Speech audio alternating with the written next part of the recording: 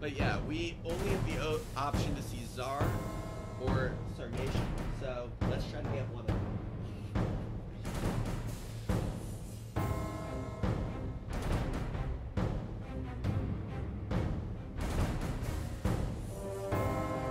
But yeah, welcome guys. I know I don't stream very often, but I'm gonna try to stream a lot more this week.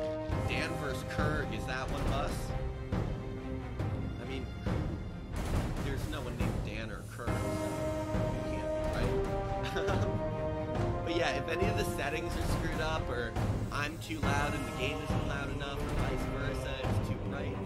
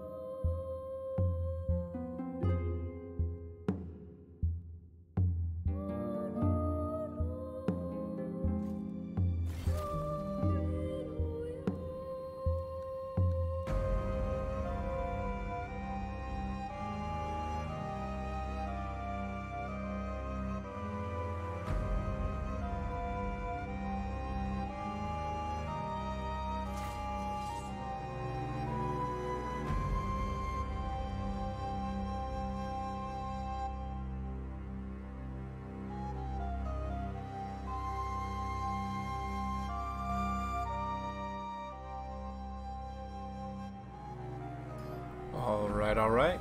Good morning, good evening, good afternoon, wherever you are in the world. Welcome. Gonna be getting started in just a moment here.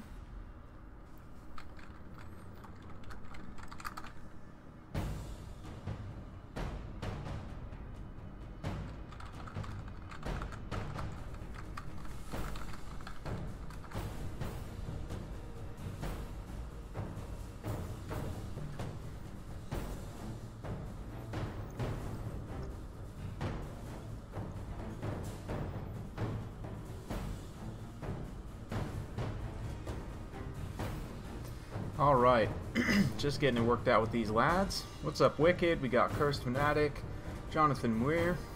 Hey, guys.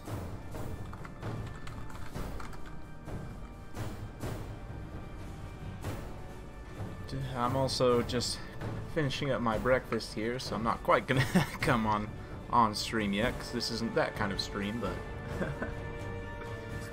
hope y'all are doing well this morning. It was up pretty late last night with my friends jamming, working on our set list, so yeah, I'll be sharing some details of that soon on Twitter. I might make a video about it as well, we'll see. But got Dignified up in here. Aristo, the host of the tournament himself.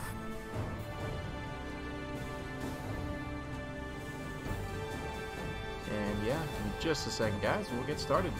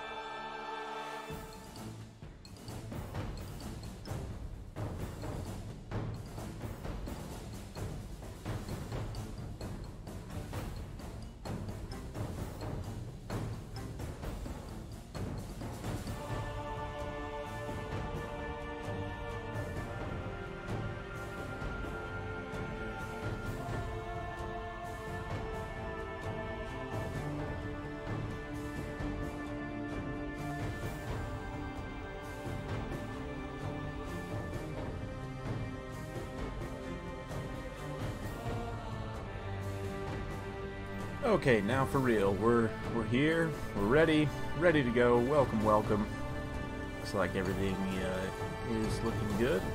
Pop the screen blocker up just in case. Can't actually see any armies yet, but yeah, good to see ya. No problem, Aristo. Glad to help out. It's always a good time casting these community tournaments. So yeah. Got some things happening. Yeah, it's a good time. Gonna be a good time so far. It's been pretty good. They're testing out the new version of the attacking rule, so I'm not 100% sure what exactly the changes are, but Aristo can let us know in the chat what exactly the changes are. But I'm assuming he'll be around to enforce. Ooh, excuse me. If there's any kind of infractions or anything, but hey, Shetland, good to see you, man. Welcome. Pleasure as always. Oh yeah. Been a good week for me, for sure. Not too many people watch the Civ stream. Actually, I think, did I end up posting that? I don't know if I even ended up making the video. Let me check. I don't know if I ever made that public. But, yeah. It won't be a pleasure after you see this map. Yeah, I'm looking at the mini-map here, and I can see there's some interesting terrain going on, so Okay, Aristo. That makes sense to me. I mean, There are some games where I've won because I've chased routing units and didn't, engage their remaining forces that weren't routed, and then you just, try and isolate, cycle charge. It takes a long time and it's kind of abusive, so I kind of agree with that rule change.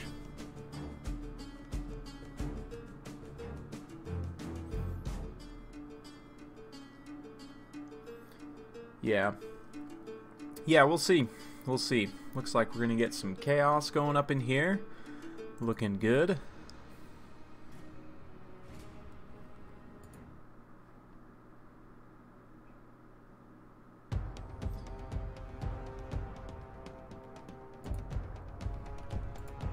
All right.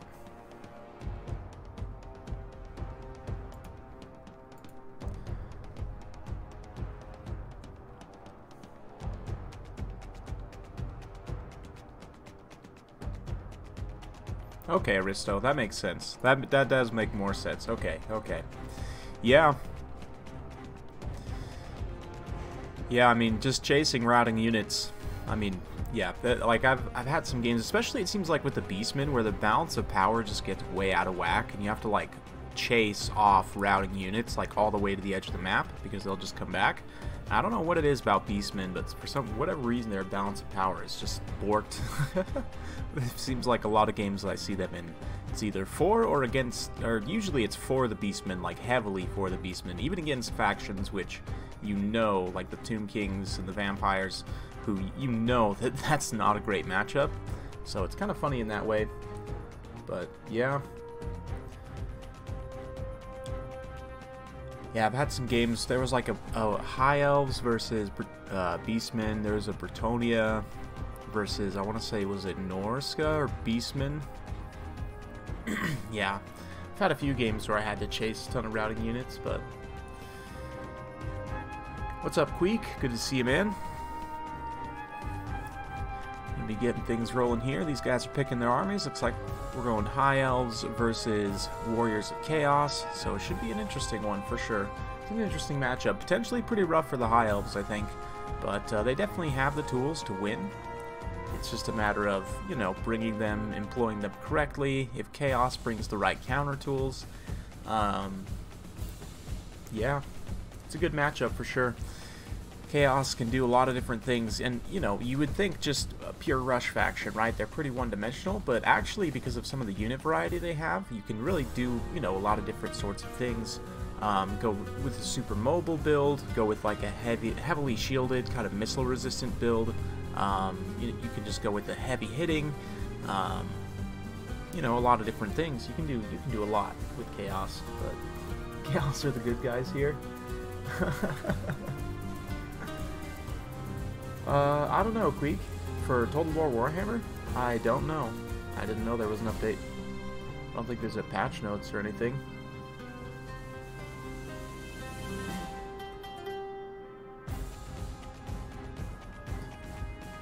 Oh man, that thumbnail though.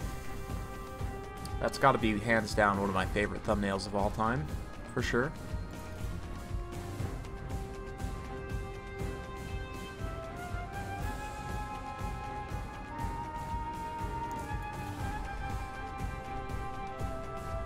Yep, that Reichsguard. Oh man, it just looks so good, especially with this Med 2 music.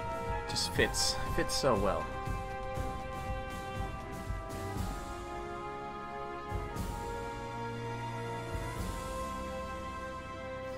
Yeah, that's true, Wicked. Which kind of sucks for somebody who's on like a metered connection. But oh man, this is gonna be interesting. I'm excited for this battle.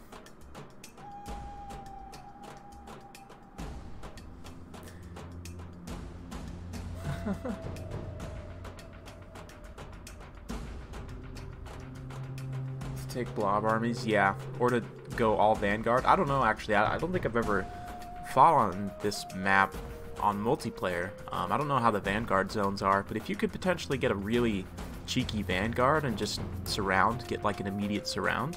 I guess neither of these factions can really do that super effectively, so we'll see.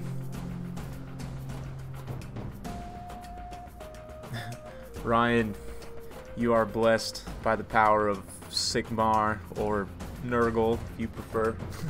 You are blessed with your hangover.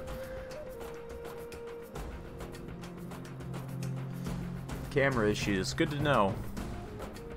Good to know. Well, I don't use debug cam, so...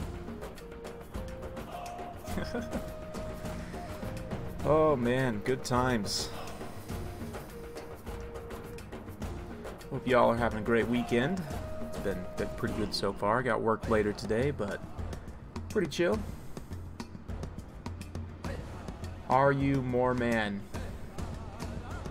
No, I am not more man. No. I do live in Utah, and I know a lot of people who are LDS, but I am not Mormon. Nope. What's up, Anti-Mage?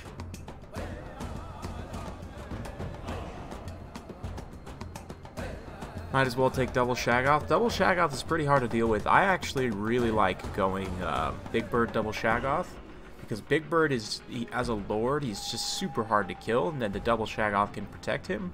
That's 3 single entities, right? So...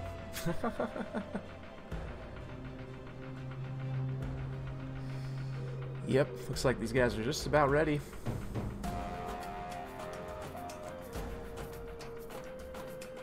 Yeah. Yeah.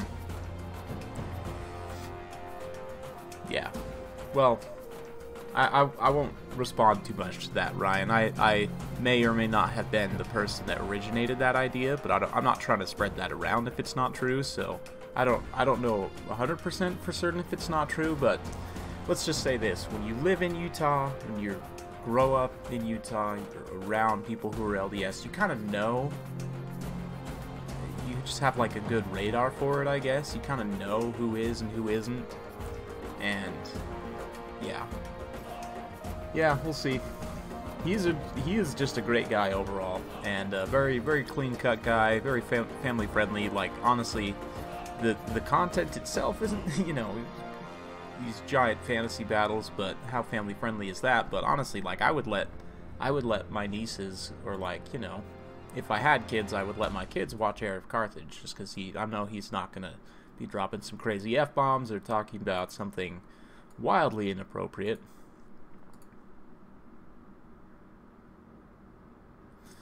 That's a good question, Witch King. We've done similar things in the past. Like, the original Ever Chosen Invitational was sort of like that. It was pretty much just content creators. But, yeah, I mean, we do have the tournament coming up with Halo. So, yeah, if you guys can get turned to join, I would love to take on Air as well.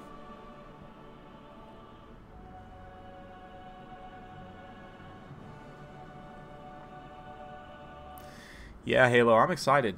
I'm excited for that. And I don't know how you guys are going to do the bracket for that, but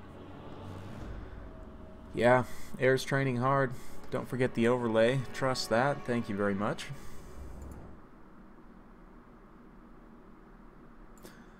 I think I fought Air in like one battle in the pre-release for...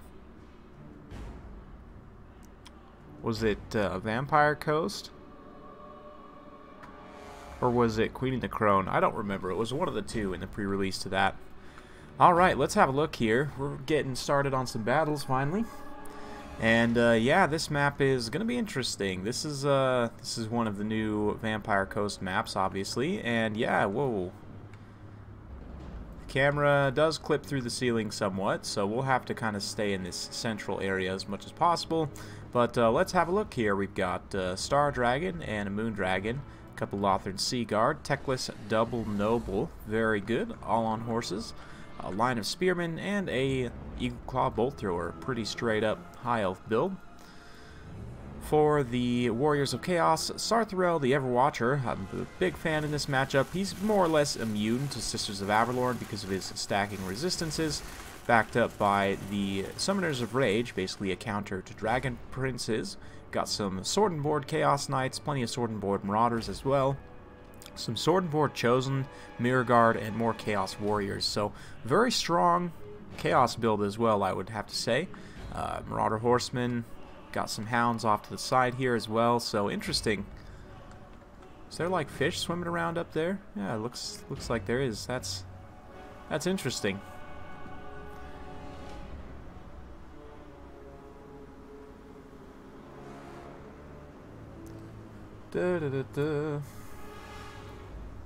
Yeah, pipes. You can't underestimate Air. That's the thing, is because Air's been playing Total War for so long. It's like, he's crafty. You really can't underestimate him for sure. You know, he doesn't necessarily play as much multiplayer as some of the rest of us, and so you know, his micro may not necessarily be as crisp, but he's still just as dangerous. And the thing about Total War Warhammer especially is it's kind of one of those, in American football you would call it any given Sunday, because they always play on Sunday, but it's any given game a player can win. Like, I was able to beat Aerocrastic recently, as you guys may have seen on the channel, and that's, you know, not an everyday occurrence, so yeah.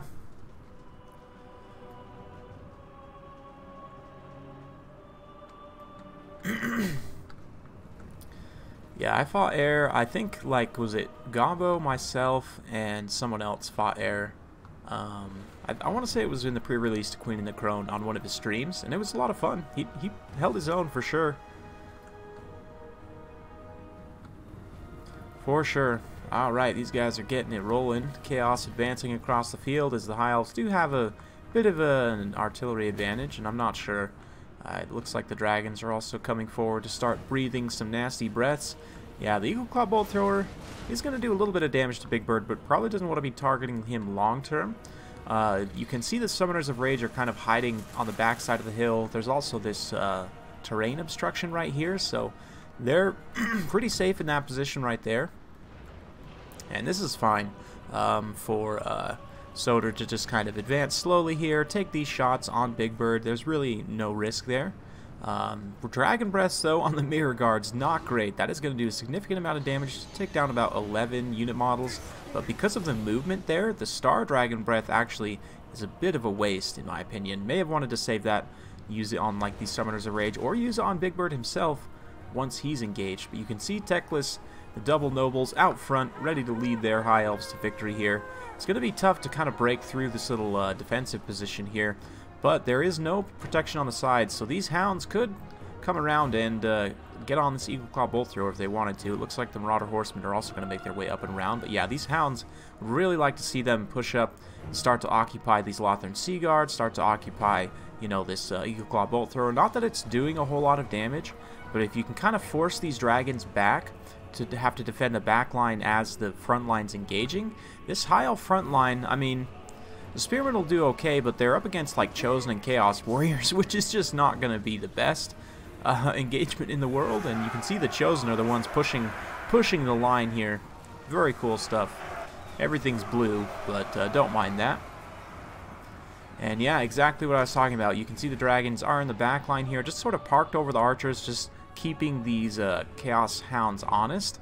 But at the same time, that does mean that they're not, you know, wherever they go, they're not going to be somewhere else. And it's going to lead to some issues for the High Elves here. You can see Big Bird gets in with a nice line break, and his Chaos Warriors and Chosen going to charge in. The Mirror Guard getting in here, so we'll soak up some of those sweet cinematics. Good stuff. Not sure where the dragons are at, but let's see here. Looks like one of them, again, having to go down in the back line. It is going to catch these Chaos Warriors. Enfeebling Foe popped on them, and the other the other dragon actually popping down, immediately going to terrify away the Warhounds. It's a little bit unfortunate. They had eaten up the crew, though, for the Eagle Claw Bolt Thrower, so that's pretty good. But these Chaos Knights don't really want to necessarily stay and fight here. They probably want to try and pull away, use the Hounds to screen out, but at the same time, this frontline engagement is pretty much going as you would expect. You don't necessarily want the Summoners of Rage fighting in here. Probably want to pull them back if you can.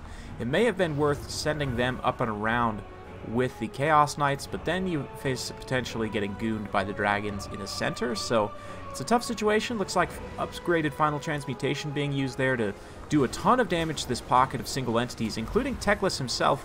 And Teclis is not in the best position here. He's kind of surrounded by these Chaos Knights a little bit, desperately trying to pull away there. The dragon's going to kind of body block a little bit, set a nice screen there. and get Teclis out. He does have Potion of Chiroi, so we will be able to heal up that damage, but Big Bird now comes back. This is pretty risky for Big Bird, but here come the Summoners of Rage as well. Looks like the Lothern Seaguard are going to be used in melee to support here with their anti-large bonus, so it's definitely a major escalation here, but we'll see. We'll see how this goes. Looks like Big Bird was able to get out of the clutches there, and now the Dragons are pinned in against the Summoners of Rage, and these Chaos Knights are still holding. They do have 50 melee defense, the Shielded Chaos Knights. That's pretty impressive, actually. And yeah, they're doing quite well, but it looks like a regrowth does go on the Moon Dragon. Gonna get back up in the air, start to re-engage, so should get a nice second phase here. The Spearmen are still holding for the time being, but you can see, especially the Chosen, starting to cut through there, and if the infantry battle loses too quickly for the High Elves, it could be bad, but a very nice terror route coming down here.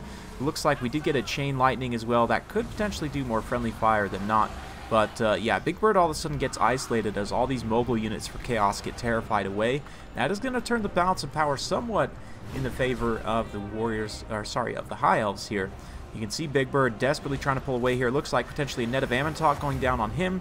There's nothing really that can support, you know, heavy duty against these dragons or the nobles, so I don't know. I think Soder might have just lost it there. We'll see. The balance power is still very close, and the Mirror Guard and other units, ooh, that charge animation though just brings him ever closer to support. The Mirror Guard honestly ought to just force path through at this point. Moondragon's only got 50 armor, so even these sword and board units will be able to do good damage in melee against it, as long as they don't terror out, which of course the Mirror Guard, being immune to psychology. Oh, but these body blocks on Sarthrel just getting absolutely wrecked by the dragons here. He's going to try and screen out, but it's going to be hard to protect. There's just no high mass units left, and that's really the issue. He might have to use these Marauder Horsemen to kind of screen out, but we'll see. The Mirror Guard are in here. They're doing some okay damage. Star Dragon's got 80 armor, but the Moon Dragon only 50 armor again, so he's in a potentially risky situation. But so far, Teclis has been able to keep everyone alive, at least all of the high-value targets. These Hounds are sweeping up in the back line, though, potentially to chase some routing Spearmen. You can see the infantry fight, as I said before, is going to tell in favor. Ooh, nice play by these Lothern Seaguard to get these regrouped Summoners of Rage here, and a good Dragon Breath there to take down the Marauder Horsemen. So we'll see. I do think Even Star's got things, you know, kind of in control here, despite the infantry loss.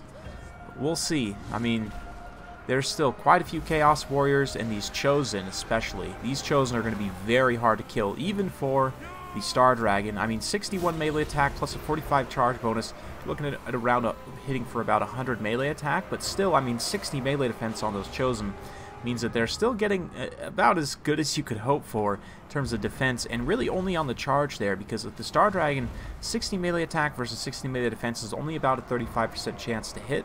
So we'll see, though. If Sarthrel goes down here, he's down to only 350 HP. That could lead to a lot of terror issues for the Warriors of Chaos forces here, despite how healthy these Chosen are. I mean, if they lose their leadership, they lose their leadership. You know, they're going to rout anyway, so we'll see.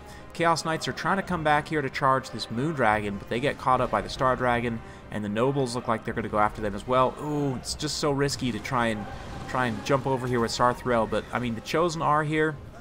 If you can get a good hit or two, but oh, he gets finished by the tail swipe there. Just goes down, and that is going to be an issue for the Warriors of Chaos. We'll see. You can see immediately leadership dropping across the board. Now's the time to try and pounce.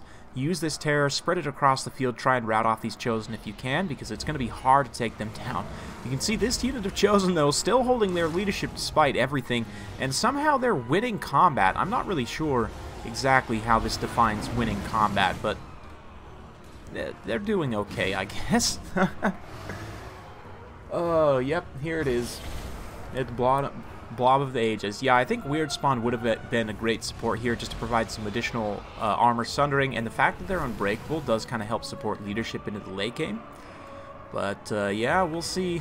Some of these high elf units are kind of getting chased around, but that could potentially be risky for Soder if he gets too strung out here. These Chosen do get terrified away. Yeah, the death blob at this point is just pretty real. But with the new attacking rules, he is going to have to engage some other units here, potentially. Correct me if I'm wrong. I guess he's not really cycle charging. He is staying in combat with them. But yeah.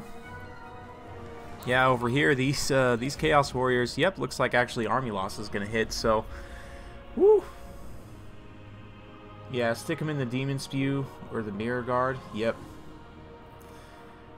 Yep, oh yeah, that's true, the Sea Guard did turn around and fight right there in the end. You are correct, sir. And I guess it didn't matter anyway, because it was going to be a loss for Chaos, but still, a very close battle, very fun battle. Ultimately, just the dragons being a little bit too much to deal with for Chaos. Didn't bring quite the right tools or necessarily employ them in the right way. The Chaos Knights are a pretty good pick, but I think you might have wanted to go with something else in that slot. Maybe you take like a Chaos Warrior with Halberd. It's not really going to help a whole lot against a dragon, but that's something.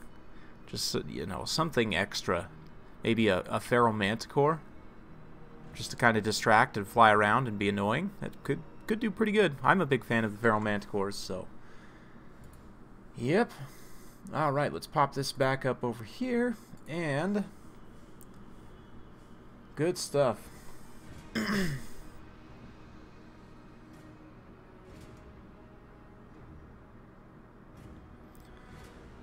Versus Norska as Skaven.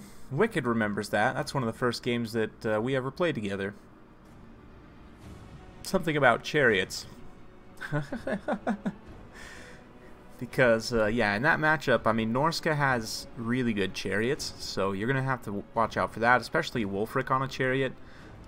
He is a bit squishy, though, so, I mean, Liber Bubonicus is your best friend in that situation. Famir can be a bit of a risk, but you do have some tools for dealing with them. Yeah, the Berserkers can also... They actually trade kind of evenly with Plague Monks, believe it or not, so... Yeah. Yeah, it's an interesting matchup, certainly. But, yeah, Demon Spew, or the Weird Spawn and Chosen with Shields, that's another really good combo as well. Because they have just a ton of weapon strength, ton of melee defense. They can stand and fight for quite a while. Ooh, looks like we're going Wood Elves from Soder. We'll see what the response is from Evenstar here. Banned Dwarves. Alright, so no Dwarves up against the Wood Elves. Ryan Lacey, that is not a question I'm going to answer on stream. Yeah. Sorry. There's a time and place for that, but this is not it. So, yep. It should be an interesting one. We'll see what Evenstar picks here to respond to the Wood Elves, but no Dwarves. And I don't think you can take the High Elves again, right? According to the tournament rules, so we'll see.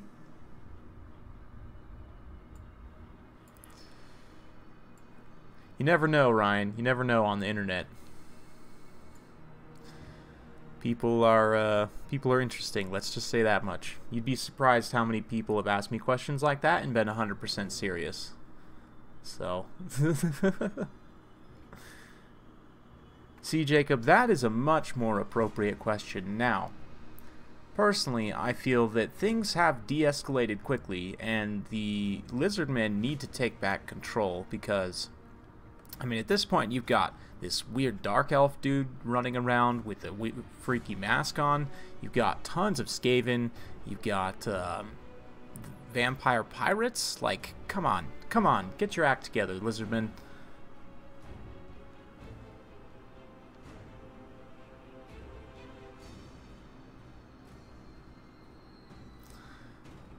Mazdamundi, wake up, dude. Just come on. They're running rampant over you guys. Where are your regiments of renown? You still only have 2 legendary lords. Come on, Lizardmen.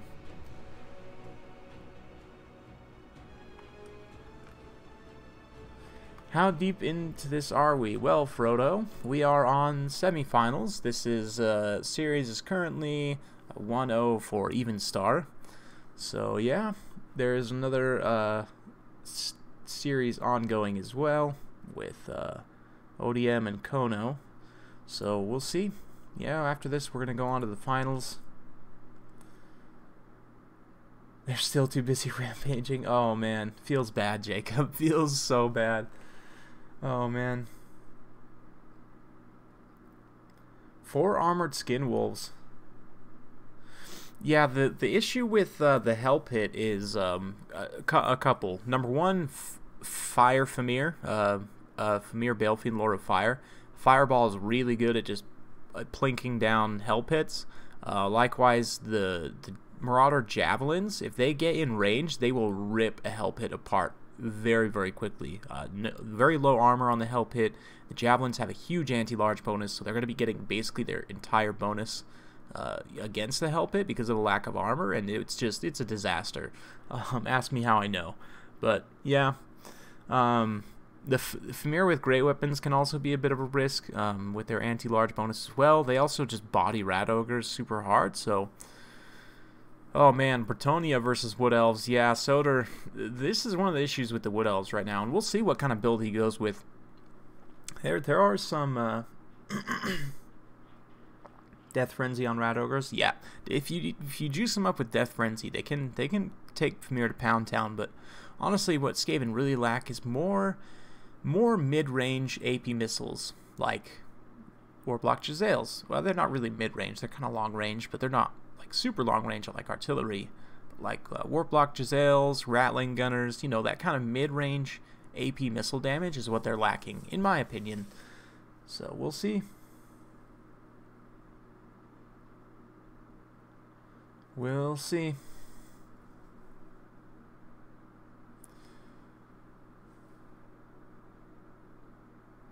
Yep. This is going to be an interesting one, though. The trees can be a bit of a risk in this matchup. If you don't bring AP at all, you can run the risk of just not being able to break through. But, I mean, if you have enough mass cap, you can kind of just wreck all the infantry support, and then the trees, especially if you cycle charge with like Rail Knights, they will be able to take you down. But we'll see. It's interesting. I don't know. A lot of people don't necessarily take the tree builds. They try and do something else, but yeah, I honestly think the Warpfire throwers could just get like shorter range but majority AP damage, and they'd be fine. Like I think if you were to, well, I don't even know if you would want to shorten their range necessarily, but just maybe make them a bit more expensive, but just give them better AP values, and I think the unit is pretty good, honestly.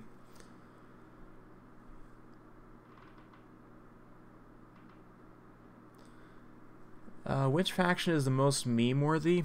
Probably the Skaven. I don't know. Greenskins are pretty memey too, but yeah.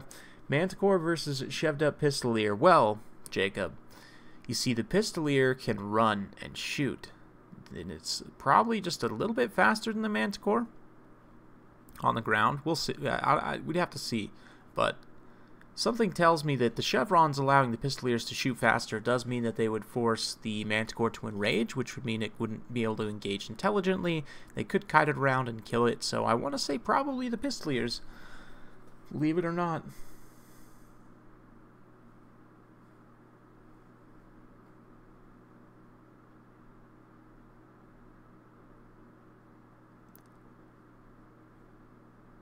Right? You would think, Frodo, that being in heavy armor would burn you extra bad, like, because the metal would heat up and actually burn you, right? But I don't know. I don't know.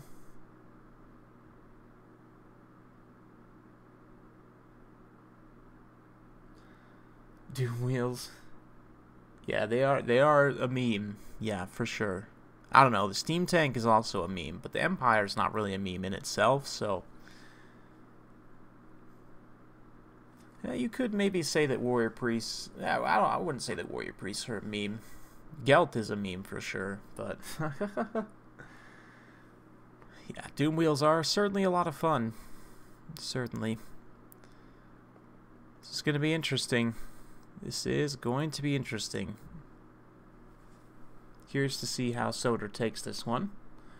Empire Captain? No, the Empire Captain is just sad. That's not even a meme. That's just a tragedy. Just useless. I'm just kidding. Not completely useless. If you need Hold the Line and your lord doesn't have it for whatever reason, you can take him, but that's like, they really ought to give him something more, in my opinion. But Probably a little bit more melee defense, Jacob, and I think they'd be pretty competitive. But honestly, you know, I kind of poo-pooed on them in that one video I made a while back, but they're not awful. You can use them in certain matchups pretty effectively. Certain factions kind of have a bit of a hard time dealing with them, so Bretonnia, actually, believe it or not, is one that is a pretty good matchup for the steam tank, as long as you don't get wrecked by like Royal Hippogriff Knights. The cannon will do a lot of damage to enemy heavy cavalry, and of course the chariot, the terror, is good against peasants. You can do some armor piercing damage. You can kind of support a cavalry engagement with the steam tank somewhat, and it does okay. It's not great, but especially with the gun firing, it definitely can do some good work. But yeah, let's pop this down.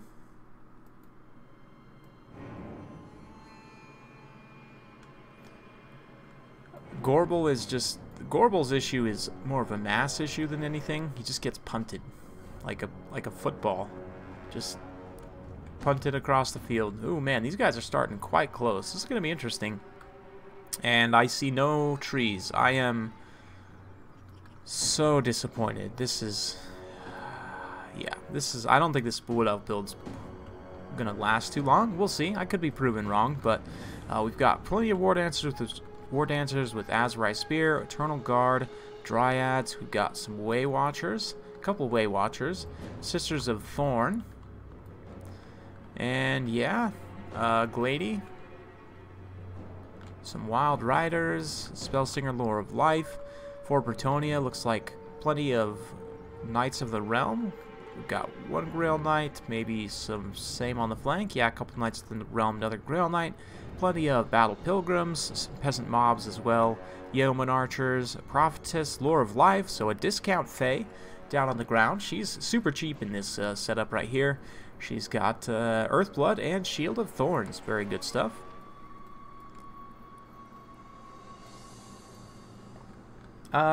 Maybe Dignified. I actually think the Grimgore's not terrible right now. Like, Skarsnik is... I see him, some certain greenskin players use him occasionally, and it's not actually completely awful, but we'll see. You can kind of see how there's some different cliffs here, and if Soder really wants to, he can kind of post up in these cliff areas and really use this terrain to his advantage.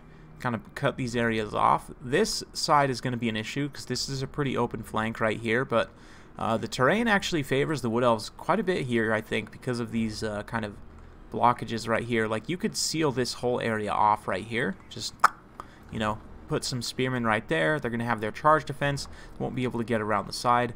Over here, maybe you could seal this off as well. That's going to take quite a few units, but yeah, if you spaghetti line, they can still probably get charged through. But if you have some decent blocks there, the Bretonnian Cav is not going to be able to pull through.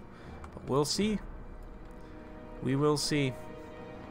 This open area over here, well, I guess it's not too open, actually. There is a bit of a cliff on this side, so you could, if the Wood Elves, you know, maybe if they had some trees, you could seal these areas off here and kind of post up in a nice defensive position.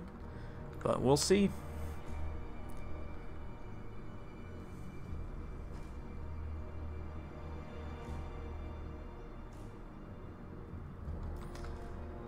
Yeah, it's going to be an interesting one if the Wood Elves play their cards right. Right now, the deployment, yeah, I mean, it looks like he's going to go for it, but the issue is this flank right here, I think, potentially. These Battle Pilgrims are going to cut through the Eternal Guard pretty cost effectively, though. That's an issue. Battle Pilgrims are not great, but they're not terrible. Once the Frenzy kicks in, they're decent, but they're still, I mean, yeah, they're alright for the cost. They're like less cost-effective Empire State Troop Swordsmen, basically, but yeah. You can see the Glady immediately opens up shots on the Mounted Yeoman Archers. The Way Watcher is going to start shooting in on the Grail Knights. Knights of the Realm, still, any unit of heavy cavalry is going to be a good target for them. You can see the High Elves, or sorry, the Bretonnians immediately advancing here. The Dryads are going to pull back a little bit. They will be able to do okay against the Battle Pilgrims.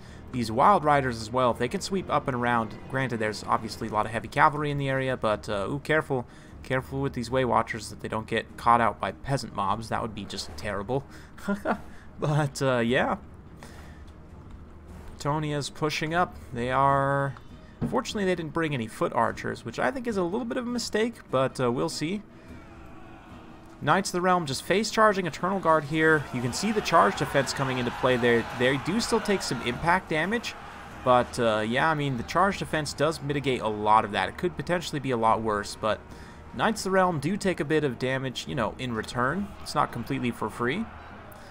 The Battle Pilgrims can now follow up and do some good damage. Looks like the Way Watchers are firing in over on those knights over there. So, ooh, this is a great use of these Sisters of Thorn here to charge all these light peasant infantry. And they are going to be able to hold up this pocket for a good amount of time here. Just immediately rout off those peasant mobs. The Battle Pilgrims are a bit more of a threat, but the Wardens of Kithral have good enough combat stats. They should be okay. Still not going to be wildly cost effective, but... Here we've got some Wild Riders. These Wild Riders, since the Knights are way out of position, they can now charge through, potentially wreck these Battle Pilgrims as well. We'll see. Things are looking pretty good for the Wood Elves, honestly. But, yeah, great use of terrain so far. But these Way Watchers are going to have to be careful not to use up their ammo on things that are unimportant. And this is a big potential risk here. There's a huge force of cav pushing through on this side. There are some Eternal Guard here to respond, but they're not going to be braced, which does mean they're going to get just walloped on that charge. You can see without that charge defense, they just get absolutely punished here. Curse of Armor Hair probably needed to be used a little bit sooner to slow down their speed, but it does debuff them enough, and now the Wardens of Kithral are going to come in and be able to body some of them, at least drag down and get a couple of attacks here. Their Eternal Guard also follow up as well, so this unit of Knights of the Realm in particular is taking a ton of damage here. They're getting dragged down very efficiently there. So we'll see. I know it's weird to sort of root for the Wood Elves as underdogs here, but they very much are in this matchup. And so far they're doing quite well. The Eternal Guard's responding here. The terrain just favoring the High Elves as the Bretonians are not able to get their, you know, patented full surround here. Sisters of Thorn excellently used to block those mounted yeoman archers, keep those Way Watchers safe and able to fire if possible. But, yeah, those Knights of the Realm going to pull away from these War Dancers here, try and get a nice rear charge. This is going to be pretty punishing, though. The Wardens of Kithral are a pretty expensive regiment of renown. Oh, it looks like they didn't actually have a charge order. It was just a move order. That is... Oh, that feels real bad. That does mean that these Knights of the Realm are probably going to go down. Grail Knights pushing through the back line, though, and there is nothing to stop them from eating up these Way Watchers at this point. The Eternal Guards are going to try and get through here, but oh man, this is... Oh man, that's what everyone wants to see. Grail Knights running over Elves, 10 out of 10. But yeah, Way Watchers just taking a huge charge there. The Grail Knights have gotten into the cookie jar very much so. The Sisters of Thorn being used to go back and try and hold them in place, but honestly, that's a huge mistake. You want these Sisters of Thorn to avoid the Grail Knights at all costs because they rely very much on their high physical resistance for survivability. Grail Knights obviously have magic damage, but I guess there are some Spearmen on station. They don't necessarily want to stand and fight here for too long, but still, those Sisters of Thorn potentially going to take a lot of damage here, and oh man, look out, Glady, here comes the... Knights of the Realm there. This is the issue. The Spearmen now for the Wood Elves getting just blobbed up in peasants, which is not the best. Definitely a little bit unfortunate. Wild Riders, though, being used to chase off Knights of the Realm there. Very well done. And pulling away from the Knights of the Realm before they have too much of a chance to respond. So this is a really good battle, guys. Man. Wood Elves are doing, honestly, quite well at the moment. These Wild Riders are going to take a charge here, which, that's unfortunate. They're going to take a ton of damage right there, but they do sort of force the Bretonians into a big blob where they're kind of surrounded by Spearmen here. The Sisters of Thorn, rather, are pushing through from behind. We do see healing from both sides now. Unfortunately, the Wild Riders not going to be able to be saved there, but those Knights of the Realm did get the Prey of Anathramos. They are just hard locked in. They're getting dragged down by spears. And it's rough. The Bretonian Cav Death Blob is starting to form, though, and there's not too much resistance left to it, which is going to be pretty rough. These War Dancers and Eternal Guards over here still just bogged up by Battle Pilgrims and Peasant Mobs, which is just super painful. And you can see as the Wood Elf forces start to get more and more strung out and spread out like this, they're going to be more and more vulnerable to getting surrounded and charged. And it's going to be rough. We do have a Shield of Thorns going down here to give everybody some extra physical resistance and weapon damage. That does help their survivability somewhat. Looks like we also got a little bit of healing there as well. didn't actually catch too many units there, but some of those Eternal Guard and War Dancers did get some of that. So we'll see. It's really tough to call at this point. It's still super even on the balance of power, and the Bretonnian Cav is still online. Very wounded, but critically still alive. Looks like some of the Way Watchers were able to regroup as well, so yeah, at this point, they're pretty much just shooting whatever they can, which is what they should be doing. Those Yeoman Archers might be able to get a good charge in here, but it looks like they do rout off at the last second. Those Sisters of Thorn being used very well there. And yeah, Bretonnian Cav having to pull away as the Wood Elf Spear presence is just very strong over here. And a lot of the Bretonnian Infantry finally routing off over here. But again, another unbraced charge. Grail Knights hitting those Eternal Guard, doing a ton of damage here. Thankfully, they didn't hit that. Ooh, they are going to come in the rear of the Wardens of Kithral, though, and just sweep them aside. These charges are absolutely brutal. You can see that Eternal Guard basically just got deleted there.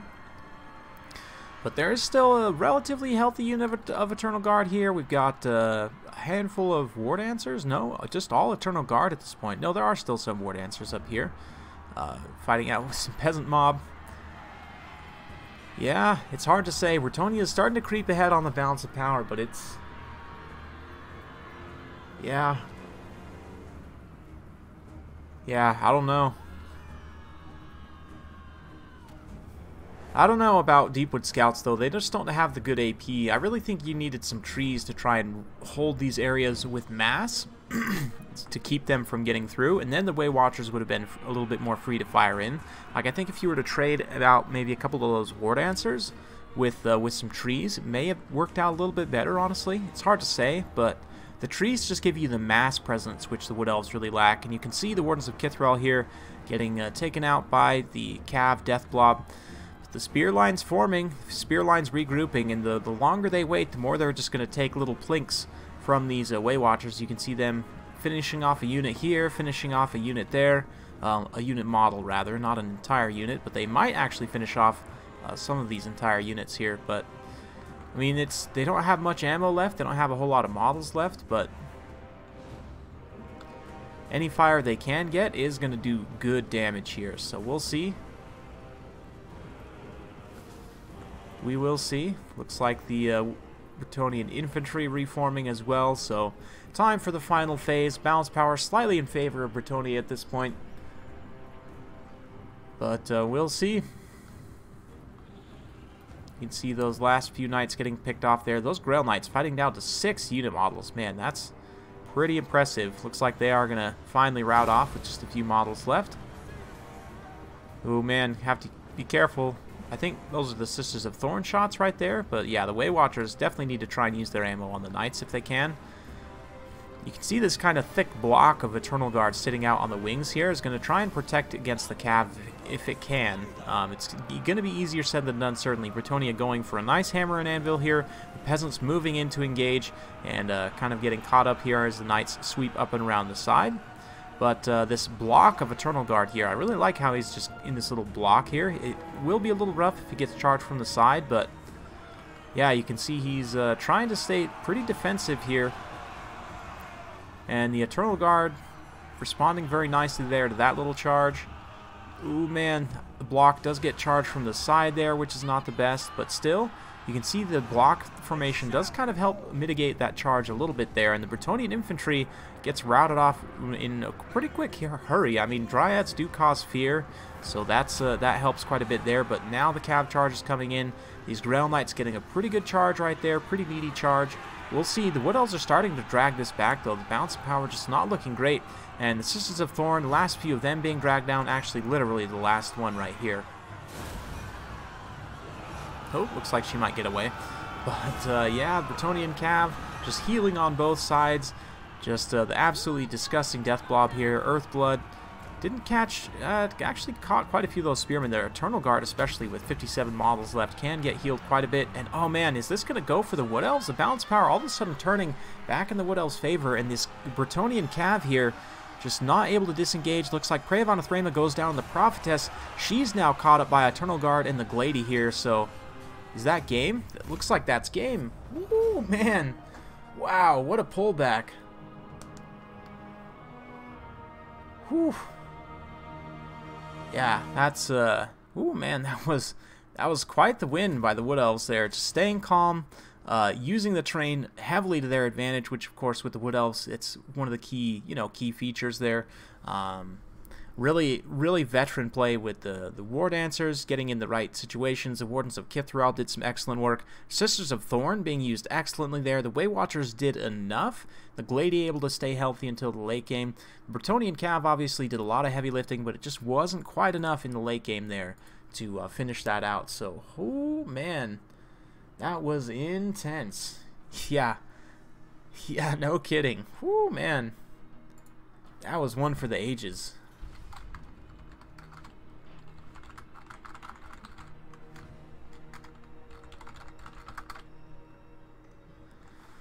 That was, yeah, interesting one, for sure. For sure.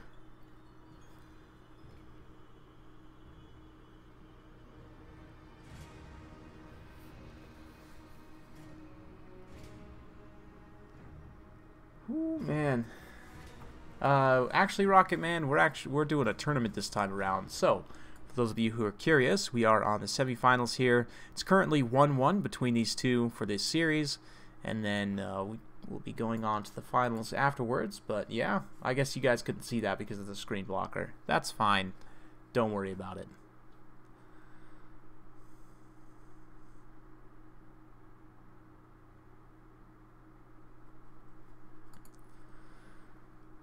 All you have to know is that there was a bracket there. And yep. Oh man. Oh man, we'll see. We'll see what they take for this next one. But that was that was a game right there. I thought Bretonnia had that one in the bag for sure.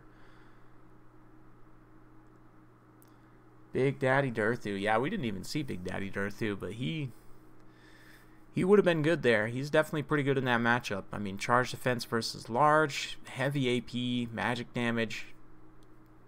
Good against Grail Knights. Good stuff. Yep. I'll be right back, guys. I'm going to go grab a quick drink of water as these guys pick their armies, and we will resume shortly. So, in the meantime, enjoy the Med 2 music. I'll be right back.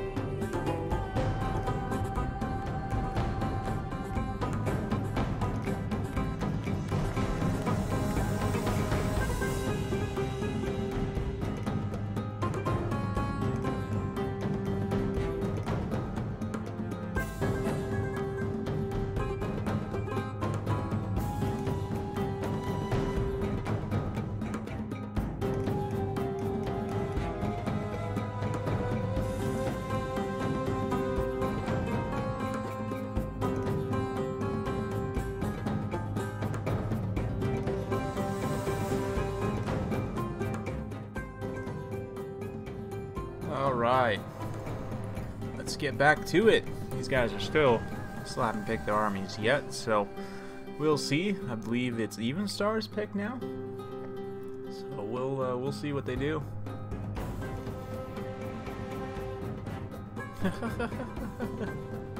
Yeah, he's fun. Dirthu's a good time for sure.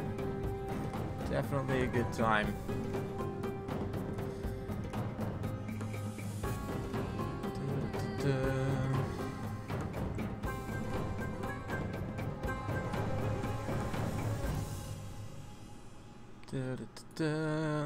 Checking on some things.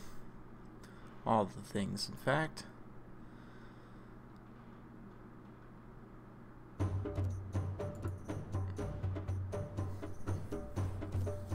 An interesting one, Lost Idols. I remember this map from Game 1. It's not in the Game 2 rotation, which is probably a good thing, but it's an interesting one. It's got like a giant hill in the middle with a bunch of cliffs.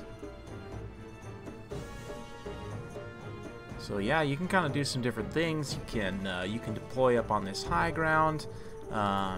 If you have Vanguard, if you have heavy Vanguard, you can like deploy up on top of the hill actually and take the high ground. You can try and force your opponent to come down in this low ground with a lot of ranged units. You can definitely do some different things. You can park like an artillery piece in this corner, and it gives you almost line of sight of the whole map. There's still an area over here where you can't get line of sight, but you can kind of force your opponent towards you if you go that route. So yeah, it's interesting. Oh dude, Dirthu's an animal. He's an absolute animal. And the funny thing about the Fanchantress is, at least if she's on her unicorn, she has pretty good magic resistance. So she's mitigating a lot of that damage that Dirthu's doing, and he can still just put her on Pound Town. I mean, it's just, Dirthu's one of the best combat characters in the game, honestly. He is. He really is.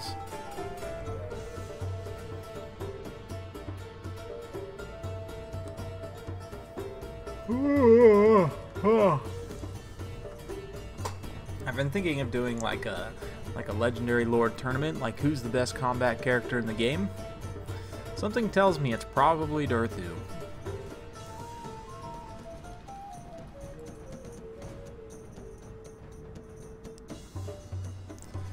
Dirthu or Karl Franz would be my guess. Archaon's up there, but he loses just slightly to Karl. If Karl has healing, I think he would probably win without, but yeah, I mean, it's interesting. It's definitely interesting. Krokar used to be the best, but he's just, I mean, he's okay. He's okay. To heal him, you pretty much have to take a Revivification Crystal, which, yeah, it's not the best.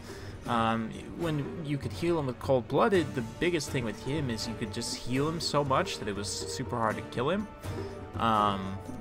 But in terms of just raw stats-wise, the thing about Karl that makes him so good is he has a massive charge bonus on Deathclaw, and you know, his combat stats, especially if you take all his items, he can juice himself up a lot, and also those around him as well. So, you know, he's not only that pure combat, but he also has that support element as well, which kind of just makes him more competitive than Krokar. And just in a straight up fight, I mean, the extra bonus versus large, again, the charge bonus of being on a Griffin. The other thing too about a flying unit is if you're charging down onto another single entity model, most of the time they're not going to get their charge bonus against you. It's only if you're already on the ground and they charge you is the only time that they'll get their charge bonus against you as a flying unit, right? So you kind of have an advantage in terms of how the gameplay systems work in that way, just by being flying. But the thing about Dirthu is, again, the charge defense means that he negates... Charge defense against large means that he negates a lot of the big, scary, stompy charge bonus that, like, for example, Karl Franz brings to the table. Or somebody like Kolek, or, you know, anyone that has a high charge bonus. Lewin, for example. And that's why he's one of the better combat characters in the game, is because of that charge defense. He's got tons of armor, physical resistance, massive armor-piercing weapon damage, Sword of Daith. Doesn't really help him in a duel necessarily, but it's a great blob buster. So yeah, I mean, Dirthu's just got so much going for him. Yeah, if Mel Gibson had armor, he would be insane. But Mel Gibson actually might be up there now. I'd be curious to see like him against Urthu. Who would win? Cloak of Isha just makes him almost impossible to kill. Like, you have to really get successive heavy hits in to finish him off. But yeah, that could be an interesting one. Krokar or Kolek used to be kind of the standard. Kolek's still pretty good, but I just think Kolek is kind of a noob trap in a lot of matchups. I mean, he'll win you games, but he's not. I mean, he's kind of, you can see him coming a mile away, right? It's kind of everybody expect that. Yeah, that's the other thing too about Mel Gibson is he's kind of a hybrid character. He has that ranged attack as well. Durthu obviously has magic, as does Archaon. Archaon's up there as well now. He could almost beat Kolek. In fact, I think, did I do a testing video where he did beat Kolek? I want to say.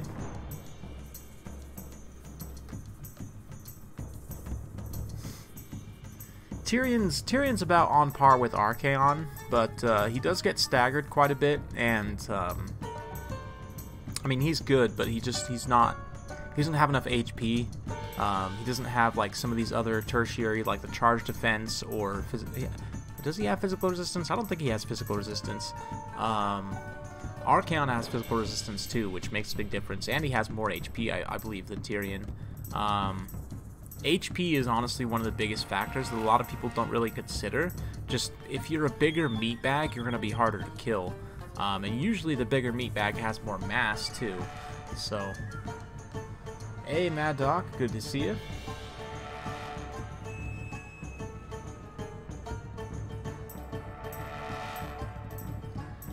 Yeah, Tyrion, that's the biggest issue is, yeah, he's just, he's good, but he's not flying, he doesn't have, you know, any of these other specialities. Yeah, the mammoths are the biggest of all meatbags. You've got that right. They are 1100 HP on standard, something like that. I mean, it's insane. It's insane. They're good. They're quite good for sure. Oh man, looks like it might snow a little more today. I hope not, but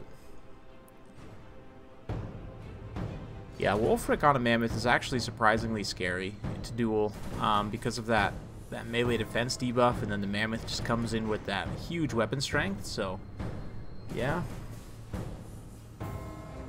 Oh man, Aristo, I have a game I'm gonna be casting. I'll probably put that one up tomorrow, of me doing that, basically. Like, I played against a greenskin player. Granted, the greenskin player didn't take the best build in the world, but ooh man, I wrecked his face. Spoiler alert, with Wild Riders, and it was super fun.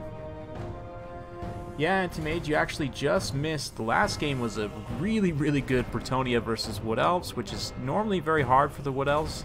But yeah, this will be going up after the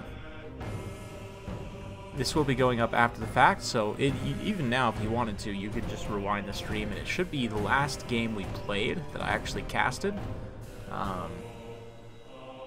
Was Bretonnia versus Wood Elves. Yeah, the move speed was nice, but like 50% charge bonus is obscene. Yeah, I can. Sure thing, Aristo.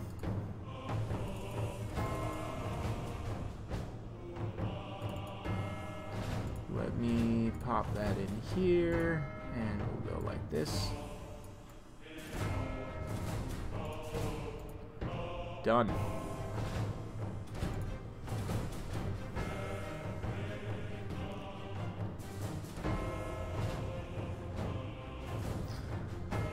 Ooh, we're getting Empire versus High Elves.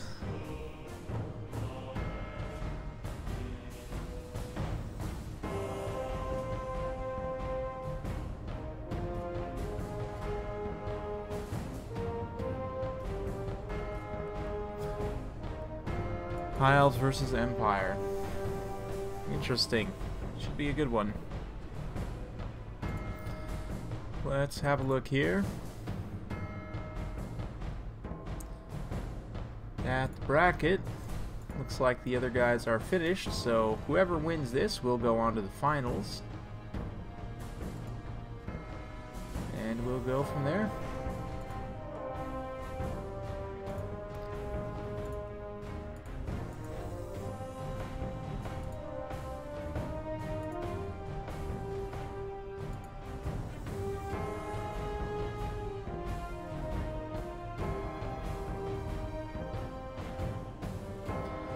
Interesting. Very interesting. Curious to see how this goes. Always a good time to see the Empire, so yeah, that's exactly what I'm talking about, Jacob. This matchup can go in a million different directions.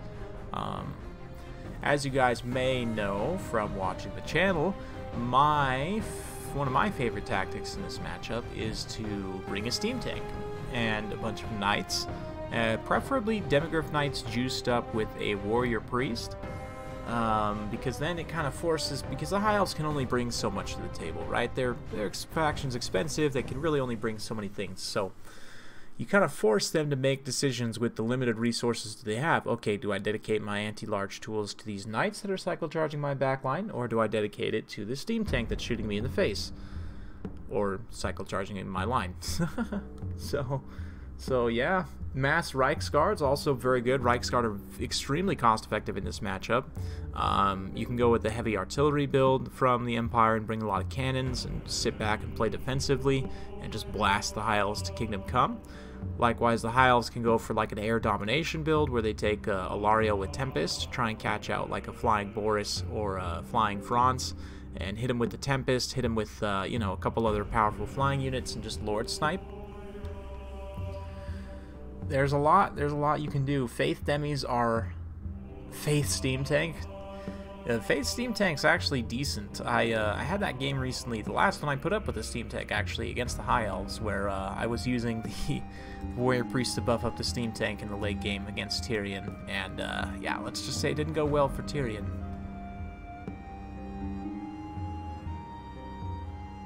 Yeah, Tom Pugh, Empire Melee Rush, you can, if you go super aggressive with like Knights and Greatswords and just juice everyone up with prayers and just charge, you can actually get some really nasty Empire Melee Rush builds.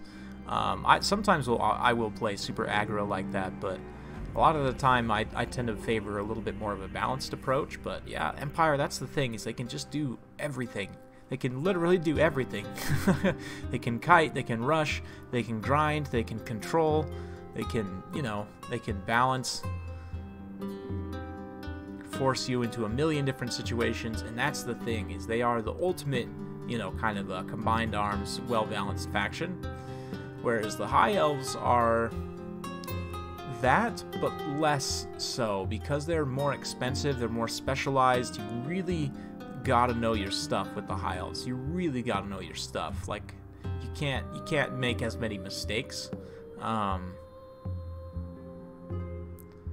And yeah, this is an interesting one. This is very interesting. This is gonna give us a good comparison here. But Great Swords used to be way stronger, yeah. In Game 1, there were a few patches, a few of the early patches, they were just straight up overpowered, but the game was just horribly balanced at that point. But it's gotten really good. Even then, like, I would say, I started playing multiplayer heavily in the Bretonnia patch. Is when I first really started hitting it hard. I had played a little bit up until then, a game or two, you know, here and there. Nothing crazy, but in the Bretonnia patch is when I really started going hard, and that's when the game really started to get pretty well balanced. After they had a few DLCs, they kind of learned, you know, what works, what doesn't, and the multiplayer scene was growing and growing. And at that point, from then on, I would say the game, with a few notable exceptions, has been pretty well balanced on the whole. I mean, there's always one thing or another in each patch that's pretty broken, but you know, like late stage Game 1, you're looking at like Final Transmutation and Dwellers Below just being a little bit overtuned, and yeah, other than that, the game was in a great place. And like even now, the Vampire Coast and Vampire Counts are probably still a little bit too powerful in some certain situations, but actually on the whole, I think the game is incredibly well balanced considering. But I believe it. I believe it. Alright, thank you, Med2 Music. You can fade out now. And we'll get that out of here. And let's have a look at what's going on here. So, the Empire versus the High Elves. It looks like they actually changed the deployment zones here. So, the High Elves are just starting out on the hill, which is obviously a massive advantage. But we've got some spearmen with shields with chevrons. So, this is why I was going to say this is an interesting comparison. We can kind of compare the stats. These guys with this many chevrons are about the same price as High Elf spearmen. You can see they have just straight up better stats. Obviously, the High Elf spearmen haven't activated martial prowess yet, so once that does activate, their stats are going to be a little bit more comparable, but still, state troops are just so cost effective, guys. They are so cost effective. State troops are some of the most cost effective low tier infantry in the game. Absolutely. We've also got some great swords here, plenty of knights, lots of Empire Knights, 2 units of demis, and a flying Boris with a flying celestial wizard. Very interesting, both on Pegasi. And we do have a Lariel here. No Tempest, though, which I think is a bit of a mistake. I almost always bring Tempest in this matchup just as insurance, because you're often going to face like a flying Franz or something up in the air. It's not too much gold to bring, and it is a nice little insurance policy, but we've also got Fireborn here. We're going to have to be careful of demis, but we've also got some more Dragon Princes, some Silver Helms, Illyrian Reaver Archers, a couple White Lions Archers, yeah, a couple Spearmen as well, so pretty well balanced High Elf army also, but we'll see. Curious to see if Evenstar's just going to try and push up all through this gap, or if he's going to try and exploit some of these more open areas, like over on this side, for example, or over on this side. Looks like right now, from his deployment, he's planning on just trying to push everyone up through this gap, which could potentially lead him into a bit of a rough situation if the High Elves choose to deploy in kind of a protective, you know, screen. But we'll see. It's tough to know what your opponent will do, but yeah. Having this Celestial Wizard up here, looks like they're starting, so yeah, Celestial Wizard being up here can come in, start to drop some spells and some things, but Delariel's going to have to be careful. She doesn't want to necessarily take this melee engagement straight up. Silver Helms, or sorry, Dragon Prince is just hanging around on the flank there. The Fireborn look like they're pulling back up to the top of the hill. Illyrian Reavers making their way up and around. So we'll see. Oh, the Celestial Wizard's getting pretty brave. This could potentially be extremely risky if all the archers turn and fire on him. But the very nice Wind Blast does quite a bit of damage there to those spearmen. Might have been better to do it a little bit further back, but still a good play there to start out with some early damage. And yeah, we'll see. Battle of Cav Micro. So far, there's not a whole lot of Cav Micro, but the spearmen pushing up the hill. They do need to get into a position here to start attacking, but this gap is quite narrow. It can be held by just a couple of units. So we'll see. Right now, he's just pushing everything up and through, and right now the High Elves haven't really secured. If he just charges the White Lions in the face, he can do some damage here, but looks like, is that Aerocrastic drawing some things on the screen here? But yeah, unfortunately, I think the Empire should have just bit there. Charge the White Lions. There's only a couple units of spearmen around. Just charge the White Lions in the face, do a ton of damage to them, and then immediately pull away. We'll see. It looks like they're waiting potentially until they're engaged. I think it might have been better to do the reverse, to do a quick charge, then follow up with the infantry. But as it is right now, this massive Empire cavalry is just going to be charging through the back of their own men. They will still get an okay charge. It's not going to be as effective charging through the back of your own men like that, but yeah, it's just not super impactful at the end of the day. And then the White Lions can turn around and get good armor-piercing damage. So, not really sure what the Empire is thinking. Blobbing up like this is kind of just playing into the High Elf strengths. You have more numbers, so you want to try and push the flanks, get some cav up and around the sides here, and get into this back line if you can.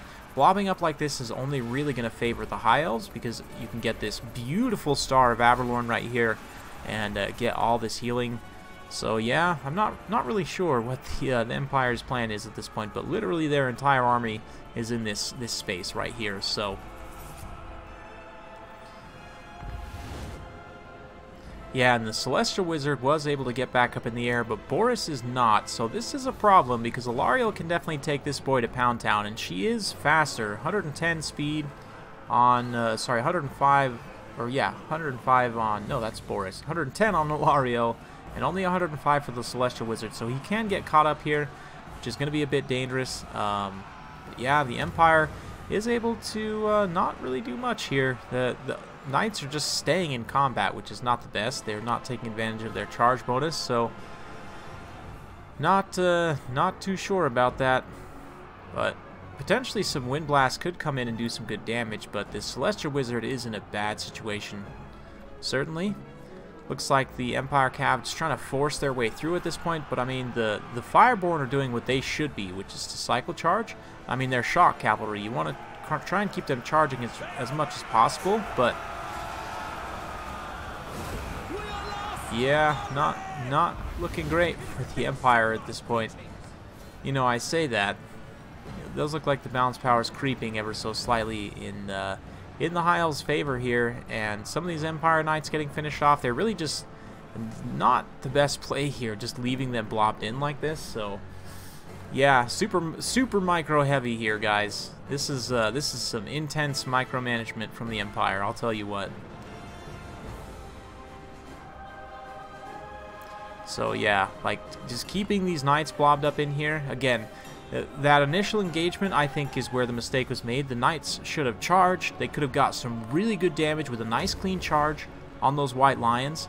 Then pull back, let the infantry follow up, then try and get through some gaps here. Even if you take some time to go all the way up and around here, it's just, yeah, they're not going to win that blob fight. Yeah, and that's the other thing too, Aristo. If he would have pushed up a little bit faster, the High Elves were a bit out of position there. He could have potentially got some units up through that gap before the High Elves were able to close it off. Then you're talking about like having these Empire Knights and Demis running around behind that blob fight happening, and none of this cav is able to get value from that Star of Avalorn or anything. So yeah, that's going to be a victory for Soder. He will move on, and that's yeah. I mean, if you had a Chain Lightning from that Heavens Mage there, that would have been a beautiful, beautiful situation to use that. But unfortunately, he did not. So, ended up as a victory for the High Elves. So, let's go on to the finals, if we can. Just waiting for that to get hosted here, and we'll get on it. So, bear with me just one moment, guys. I'm going to throw the music up and mute myself for just a minute as I get things arranged here, and we will be back in just a moment.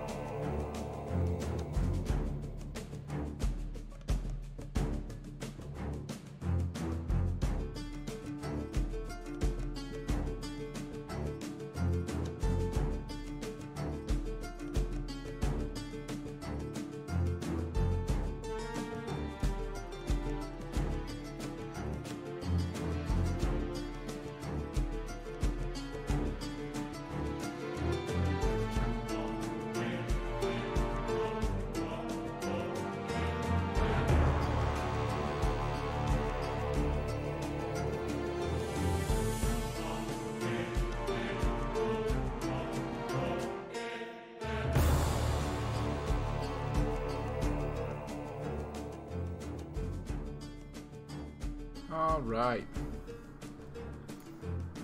Yeah, that water map is, Galleon's Graveyard, something like that. I don't remember exactly. It's, yeah, it's a water map.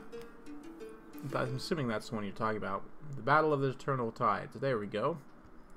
Aristo's got it for you. Yep. Still waiting on these guys to get their game hosted, it looks like. So, yeah. Just keep chilling for the time being. Kick back, relax, pop a little popcorn. Yep.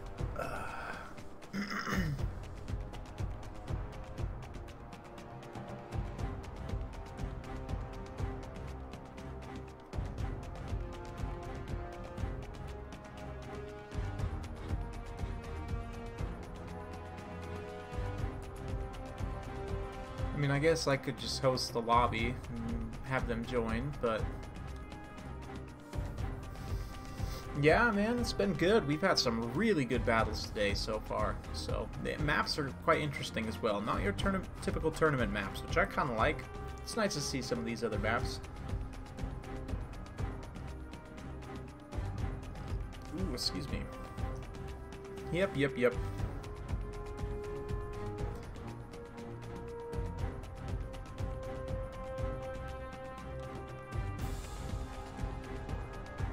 Oh, here we go. Join that.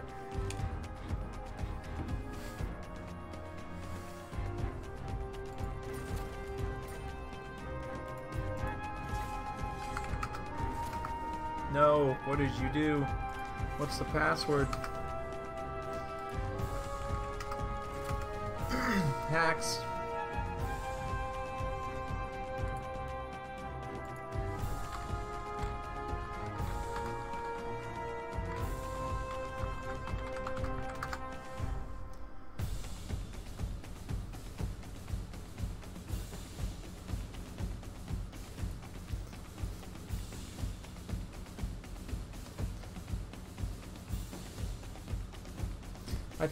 I think Frodo, that we should prioritize getting the High Elves and the Lizardmen more Lords of Magic first, considering they are like the ones who taught the humans how to do magic in the first place, and they have less Lords of Magic than they do right now. So for me, I think that we need to look at getting the High Elves access to like Lord of Fire, Lord of Beasts. They don't have Beasts, do they? I don't think so. Lord of Fire, Lord of Beasts, Lore of Metal, maybe Lore of Death. But yeah, the High Elves need access to everything. They should have access to everything. That any of the non-race specific lores they should have access to. Same could be said of the Lizardmen, although I could see why having a life salon might not be the best thing in the world for balance. just saying.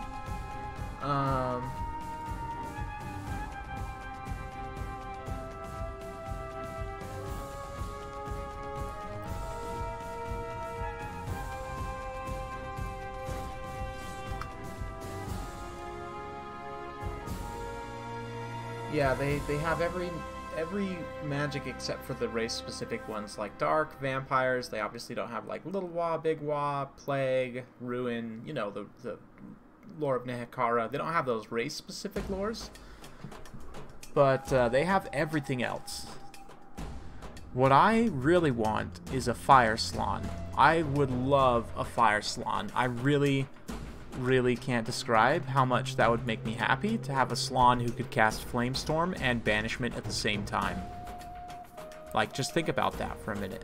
Just think about it. Or a Salon that could just snipe with Fireball, just pew pew pew pew Fireball. You know? That's what I want. That's what I need in my life, is a Fire Salon. Fire is such a good lore of magic too. To not have access to it for both the High Elves and for the Lizardmen is pretty painful, actually. Yeah, they have a, I forget what they're called. There's a specific name for the character you're talking about, Jacob, but I don't remember what his name is.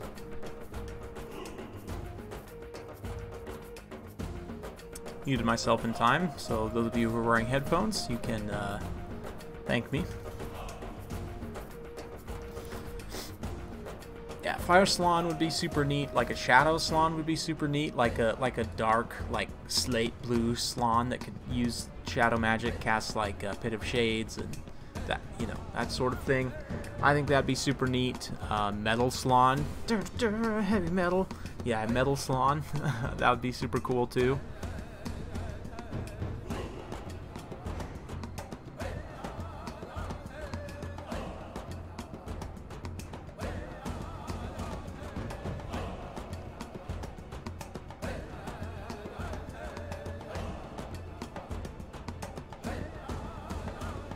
Yep, Robot Salon. Night Slaunter. Yeah, the Shadow Salon. Oh man, yeah. I would love to see more Lords of Magic for the Lizardmen.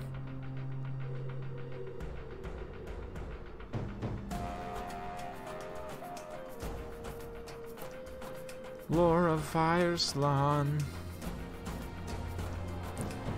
So, I mean, they already have Beasts, Heavens, Light, High Magic. Is that all? That's all, huh? That's terrible. I mean, Beast is good right now because of the Manticore summon. Heavens has always been good. Light's good. High Magic's really good. So, yeah.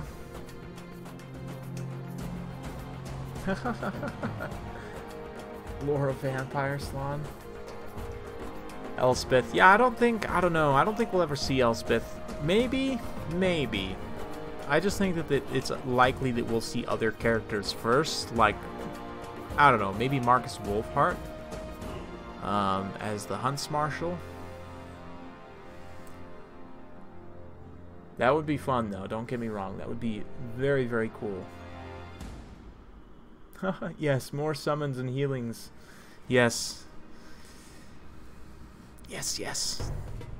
Or how about a Lore of Plague Salon? So he's summoning, you know, Skaven.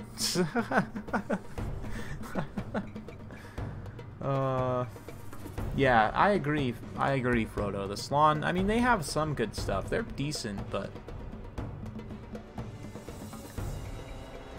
yeah, just having access to more Lords of Magic is always good. It's always good for any faction to have access to more Lords of Magic, so... looks like we're going to get some more Empire versus High Elves here, potentially. Yeah, so we'll see. This is going to be an interesting one. Steps of Isha 2, the Pit of Thorns map, which is another very interesting map. So we'll see how this goes. Yeah, Risto, feels bad for the poor Skaven. They have the only summons in the game that can route, which just sucks. It's so bad. So bad. Lore of Tzeentch Salon. Oh man, Nurgle Salon. Ooh, could you imagine what a Nurgle Salon would look like? God, that's disgusting. Yeah. Gross.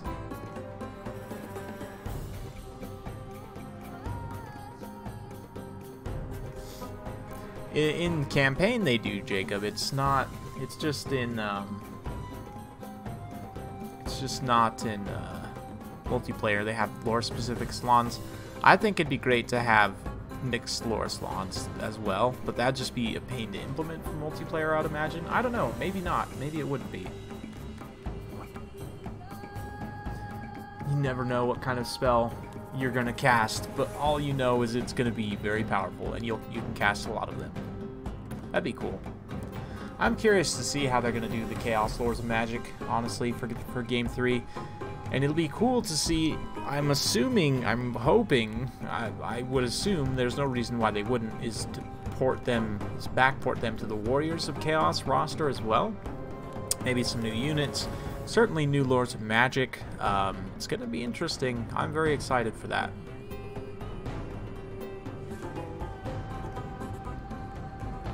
There we go, Frodo. Purple Salon can do both. Yeah, sounds good.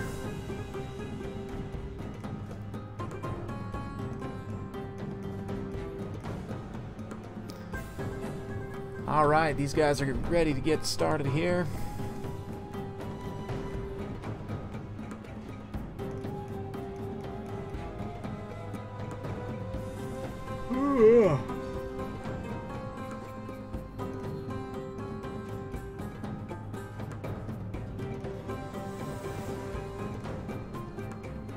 Yeah, the Rampage Slon.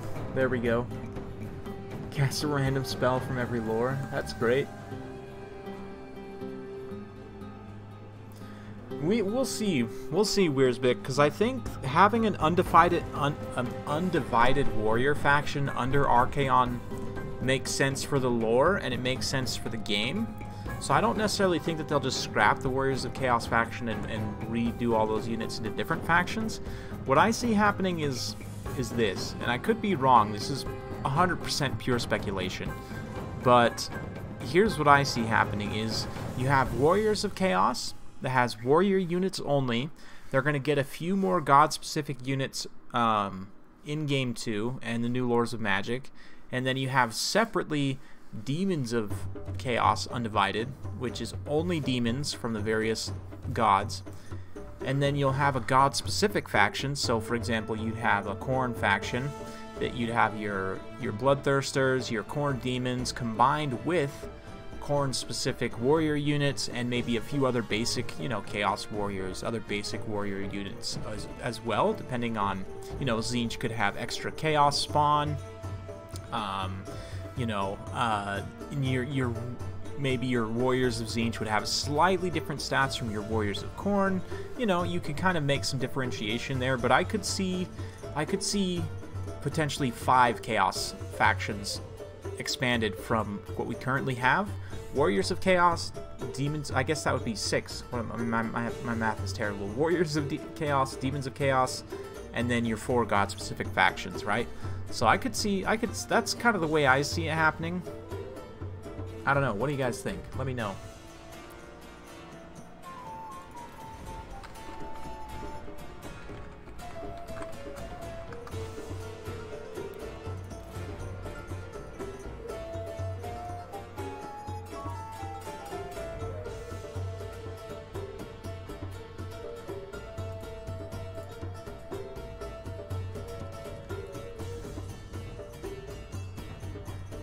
Yeah, see, that's what I'm saying, Frodo. There are different...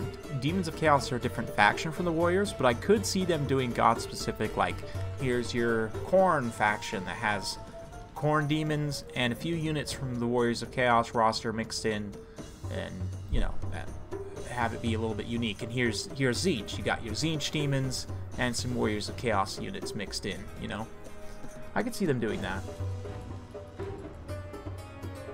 And then, under Archaon, you have your Chaos Undivided, only Warriors units, and then under insert Demon Hero here, you have your Demons Undivided, right? So, yeah, that's kind of the way I see it working, but we'll see. I don't know if that's how they're going to do it, but I think that would be the best way to do it, personally.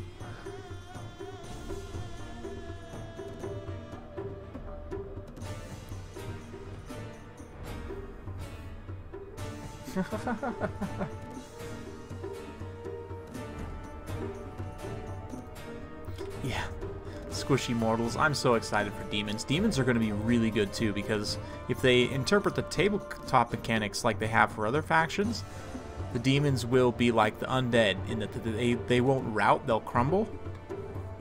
They won't have traditional leadership, which is just such a powerful mechanic. They're going to be really good.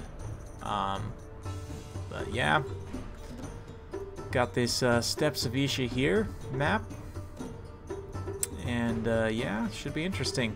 Let's have a look at the builds here now that we're loaded in. A very heavy artillery build. Ooh, Hellstorm. This guy's going crazy here. Soder with 2 cannons, one of which is the Hammer of Witches. Got a Hellstorm, whole line of infantry here, some crossbowmen, and some silver bullets. We've also got Empire Knights. Leadership is going to be Balthazar Smelt and the Witch Hunter. For the High Elves, we've got Teclis, Moon Dragon, Eagle Claw Bolt Thrower. Let's go ahead and... oh, Screen Blocker. Thank you, guys. There we go. And we'll also fade the music out as well. That was a nice ham-fisted fade. So yeah. So over here for the High Elves, we've got, yeah, said units, archers, white lions up front. Looks like some Illyrian reavers. Lots of white lions. 5 white lions. Whew, that's heavy. Silver helms in the back. This is going to be interesting. Both of these guys have brought pretty interesting builds here, looking to take advantage of the artillery and not have to be the one to slog through this low ground here. But Empire with the artillery advantage, certainly.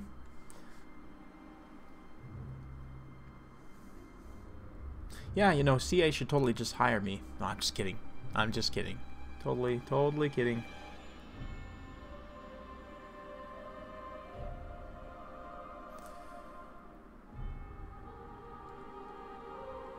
There's other things to look forward to in Game 3, like I have heard rumors that they're going to try and include one quote-unquote good faction. As to who that will be, I'm not really sure. Kislev makes a lot of sense, and everybody wants Kislev, so it would be kind of foolish for them not to do Kislev, in my opinion. So Kislev, honestly, I think has a pretty good chance of being in. We could see. They could throw us a curveball and give us like a Three Kingdoms like, you know, Cathay or, I don't know, some other weird faction from the lore. Certainly we'll see Chaos Dwarves and Ogre Kingdoms, which is going to be a lot of fun, but battle's getting underway here. Let's watch these rockets open up.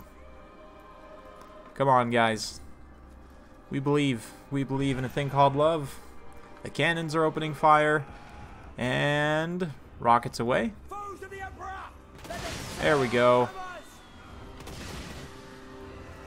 And we'll watch the impact here. Ooh, some good hits initially on those white lions. Looks like they're trying to run around and dodge those shots. I'm not really sure, but I mean, he does have the Eagle Claw bolt thrower here, but this is going to get wrecked on. Yeah, you can see already one model down from those cannons there. So the High Elves are going to be forced to advance here just because the Empire's brought a pretty severe artillery advantage. But Alario, what are you doing?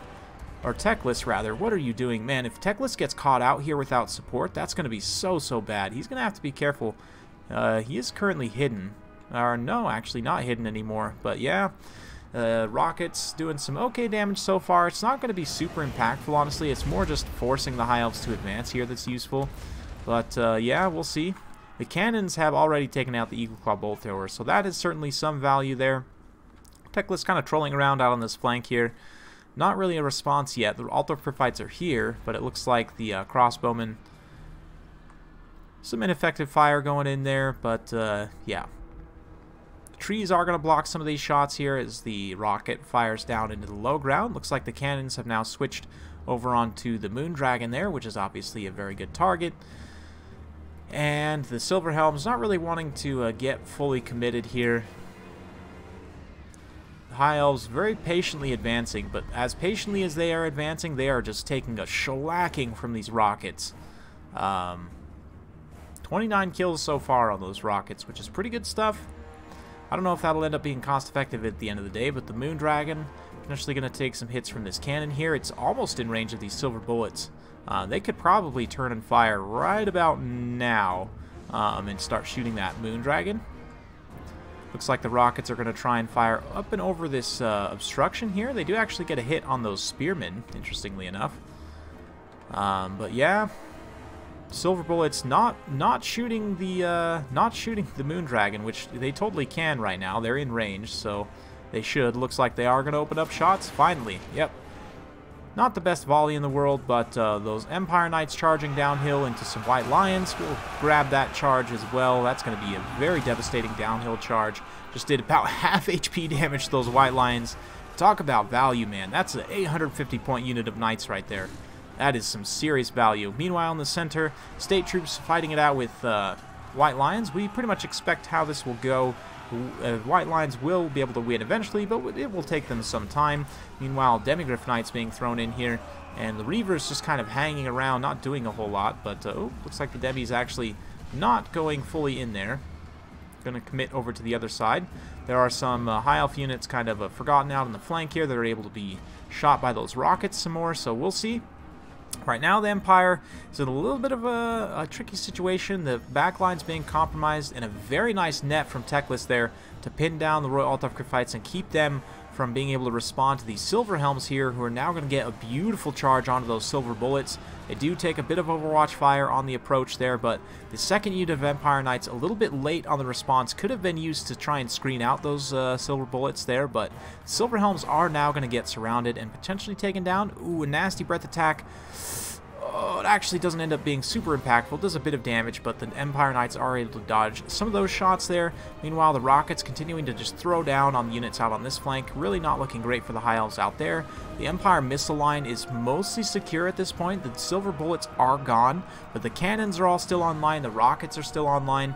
And yeah, the Empire Knights can actually do good damage against the Moondragon. Again, Moondragons only have 50 armor, so this downhill charge right here will actually do quite a bit of damage from the Empire Knights. You can see the Moondragon just not doing the best in the world. Looks like we've got some debuffs. Ooh, a final transmutation from Balthazar Gelt now, and an accusation. So Empire investing heavily at this point to try and take out that Moondragon, if at all possible. The cannon getting a little bit out of position here, but we'll see. Royal Altar Gryphites look like they're going to try and go into the back line here. This could be a bit of a mistake, though. They do get a net of Ammontalk there, and the High Elf Archers now going to focus fire. Meanwhile, over on this side, things aren't looking as great for the Empire. The Rockets have used up most of their ammunition, but unfortunately the Hammer of Witch is getting charged there as the Empire forces start to crumble away a little bit. There's just not a whole lot still for them to, you know, to hold back the tide, if you will, of High Elf infantry and so on. So, yeah, it's going to be interesting. Ooh, that breath attack did some pretty good damage to those Altar Gryphites. That Moondragon still hanging around at this point. It looks like the Witch Hunter wasn't quite able to finish it off there, but the cannon also shooting in. Looks like we're going to get a regrowth from Teclis. A bit of lag here, so hopefully we can stabilize that.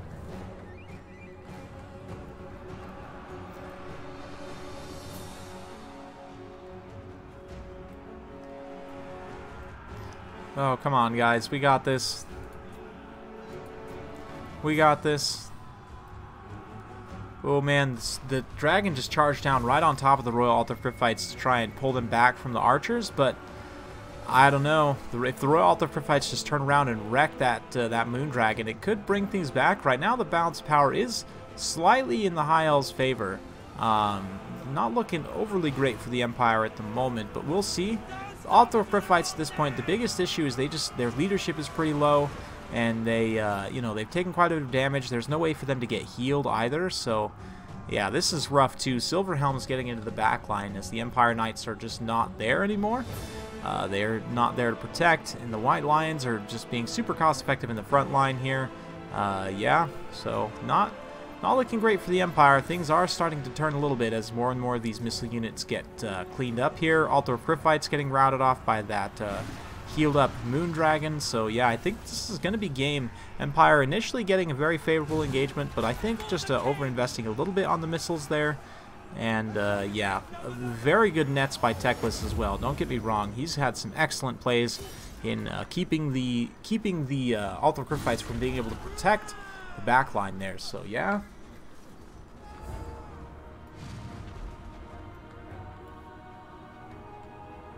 Yeah, that's just the power of Teclis, though. I mean, that's that Greater Arcane Conduit for you. You just get more Winds of Magic straight up over the course of a game if you have Greater Arcane Conduit.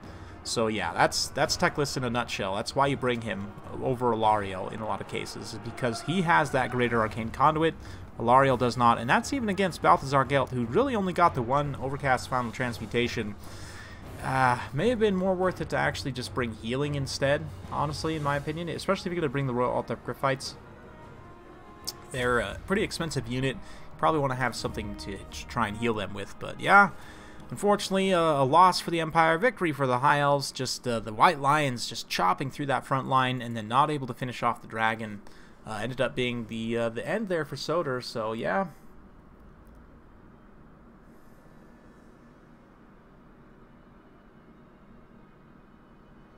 Yeah, just something. He needed something more impactful than just that final transmutation. Like, I get what he was going for, but he just wasn't able to finish off the Moondragon, right? So yeah, rough stuff, but hopefully he gets it on the next one.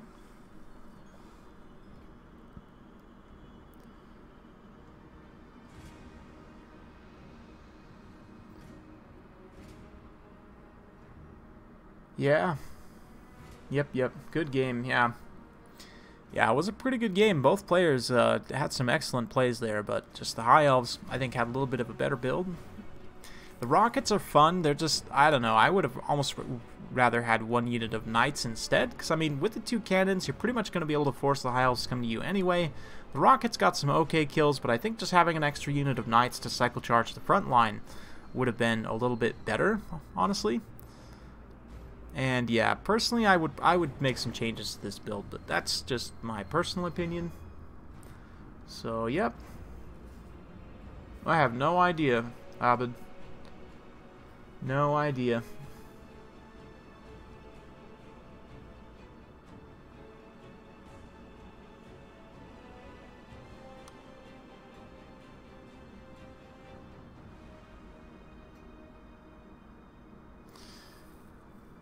Yep. Like, kind of like the Doom Divers, if you just strapped a goblin to the rocket and had him pilot the rocket so it would actually hit something. Oh yeah, probably put up a screen blocker, you're right. Now that they're actually picking their armies. And in fact, I will be right back. Actually, Abed, I think it's going to be quite the opposite if the current trends are anything to go by. But yeah, enjoy the music. I'll be right back.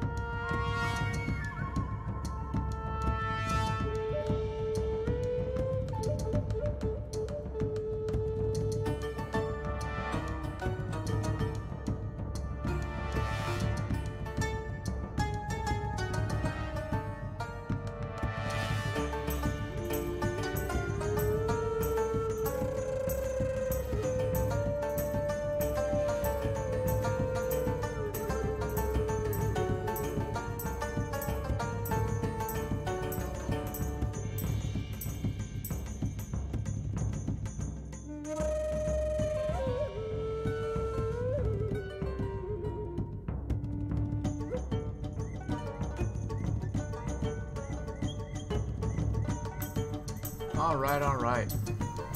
And here we are in the finals of the Coffee Cup Tournament. Finals are a best of 3 or a best of 5, Aristo? Best of 5, okay. So far, it is 1-0 for... let's see, for Soder. Right? No, for Heavy Autumn, which is Kono.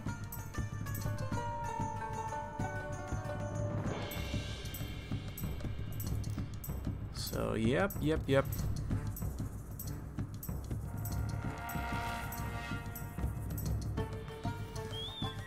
Empire versus Chaos this time. This is going to be an another interesting one. Hey, what's up, Russian Warfare? Yeah, we're still rocking. Going to be here for a bit more time. Got at least 2 more games to go, so yeah, 2 to 4 more potentially.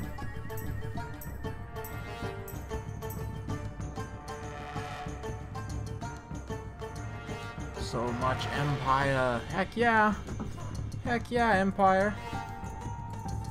Because the Empire is awesome. Prussian Warfare, not really. I don't necessarily have a strict streaming schedule. I often will participate as a caster in community tournaments on the weekend, typically Saturday and Sunday. Not always, but sometimes. I do try and get one midweek stream in, usually Monday or Tuesday.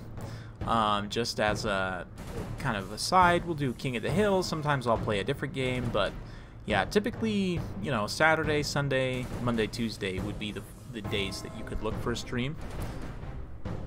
But yeah, 2020. I think that we have quite a few DLCs left to go for Game 2, so yeah, I think 2020 is a pretty safe bet, honestly.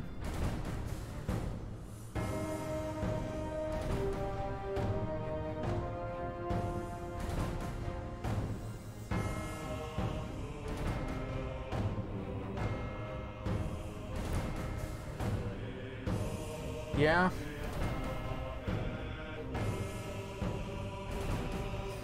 Yeah, Coast is interesting because their entire roster, well, I think that they might have made up a couple units, but most of the roster was from that that White Dwarf article. So yeah, it's cool stuff. I'm super happy they added the Vampire Coast. I like the faction quite a bit. As somebody who likes gunpowder units, and I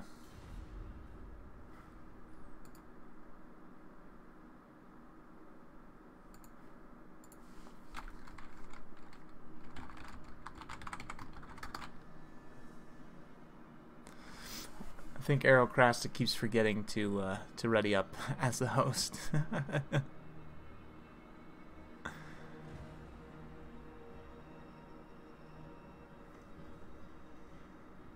Maybe. I thought they were both ready.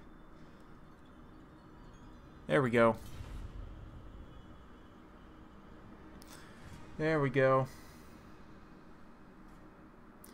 I don't know, Jacob. I don't know that they would do Airby or Amazons. I can't see either of those really ever happening. Maybe Albion, but we already have Norska. I honestly think that we are maybe going to get more DLCs for existing factions. It's hard to say that. I don't know. It's really, I don't know. They could pull something out of the bag like they did with Vampire Coast. I honestly would have told you that Vampire Coast was pretty unlikely. Southern Realms seems to be something that a lot of people want. And there's a lot of code and data in the game that seems to support that Southern Realms are their own separate faction. But yeah, I don't know for certain. If I were a betting man, I would say it's going to be either Southern Realms or like more DLCs for existing factions. Like maybe, I don't know, more Legendary Lords, more stuff for the existing factions that are missing stuff. So yeah.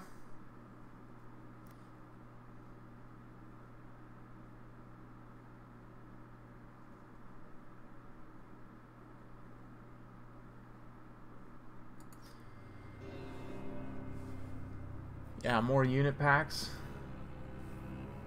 Just more stuff. All of the more stuff.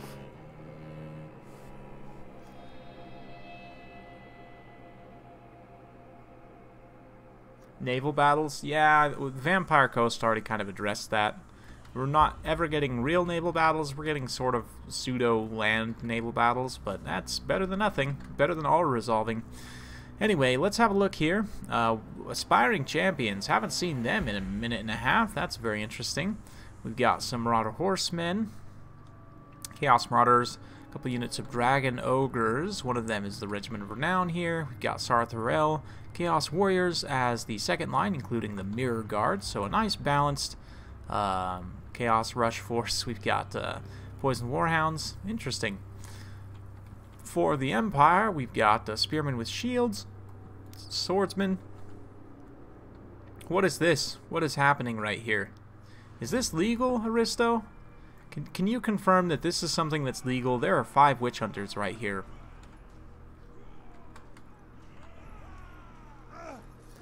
Is this? Am I seeing something right here?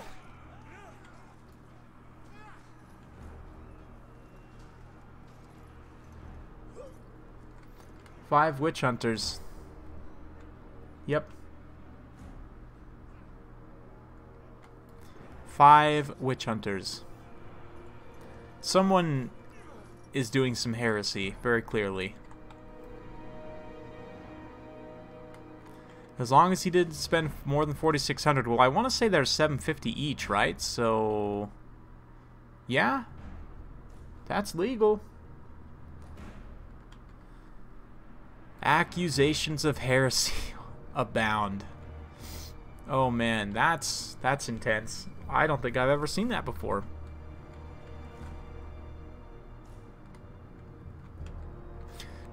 Accusations. Oh man, and he's just to boot, he's got the cannon up against the back of the cliff here. Beautiful little reverse slope position. Man, that's...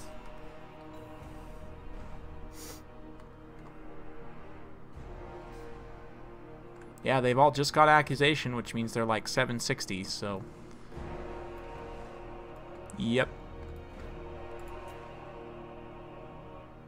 Conditions acceptable. Oh, man. This is too memey for me. We'll see what Barfazar decides to do here, but the Witch Hunter screening line is making its way forward here. They're ready to combat the forces of chaos. Balthazar flying over. Chaos forces marshalling in the distance here. We've got the Black Gate, Shrine of Cain over here. And yeah, Dragon Ogres are going to start taking those hits. You can see the Witch Hunters kiting back, popping their shots. They are going to do some solid damage here. And I might sneeze again, so I apologize in advance.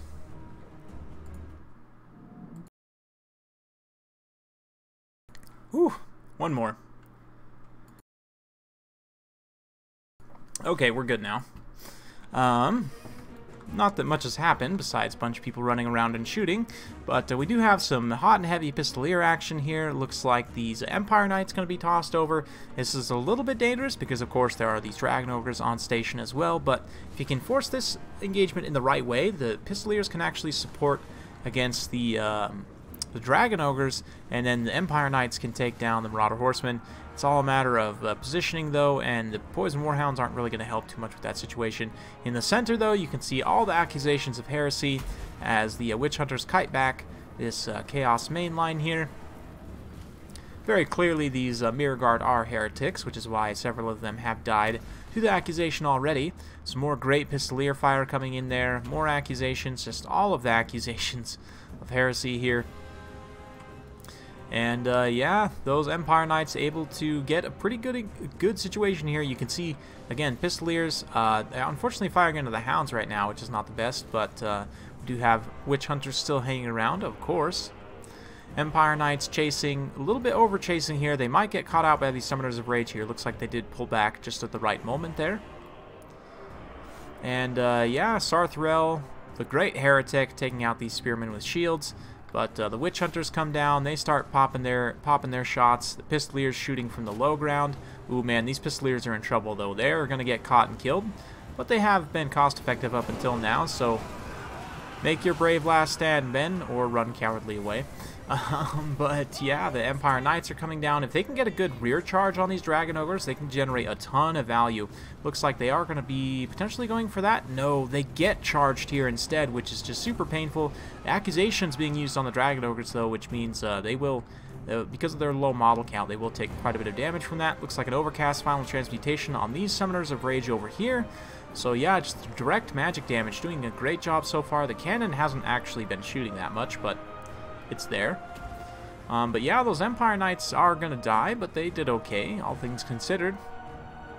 You can see the Empire Knights, just endless accusations, starting to wear down the heretics, and the Chaos Marauder Horsemen going to charge uphill here, try and get in on these Witch Hunters, but yeah, they're going to have a rough time there. Big Bird just sort of hanging around the flank as well. He could come in and drop some quick terror bombs on these Spearmen, potentially, break through. If the Chaos Warriors can get a good surround on the Witch Hunters, they can get some good damage done. Looks like, ooh, that Overcast Final Transmutation actually got canceled. It looks like he was going to throw one down on Balthazar right there, but probably wants to try and wait. If you can get an overcast final transmutation on all of these witch hunters like in a big blob, that will do a crazy amount of damage, but it looks like instead going after Balthazar actually for reals this time. Overcast final transmutation there, just a regular final transmutation. But the terror is going to be an issue for the Empire, but yeah, the witch hunters just continuing to wear down units left and right. It's rough stuff. Definitely rough stuff. Accusation does do magic damage, yes. So Big Bird would be resistant to it, but it still does a little bit of damage to him. You can see the Summoners of Rage getting worn down there. Chaos Warriors fighting valiantly, but if the Witch Hunters are able to disengage, get up and around the side like this, and fire in from the side, it's really, really rough. Hard for Chaos to hold their leadership together. And at this point, the balance power tipping pretty heavily. I think the 5 Witch Hunters is just way too much to deal with.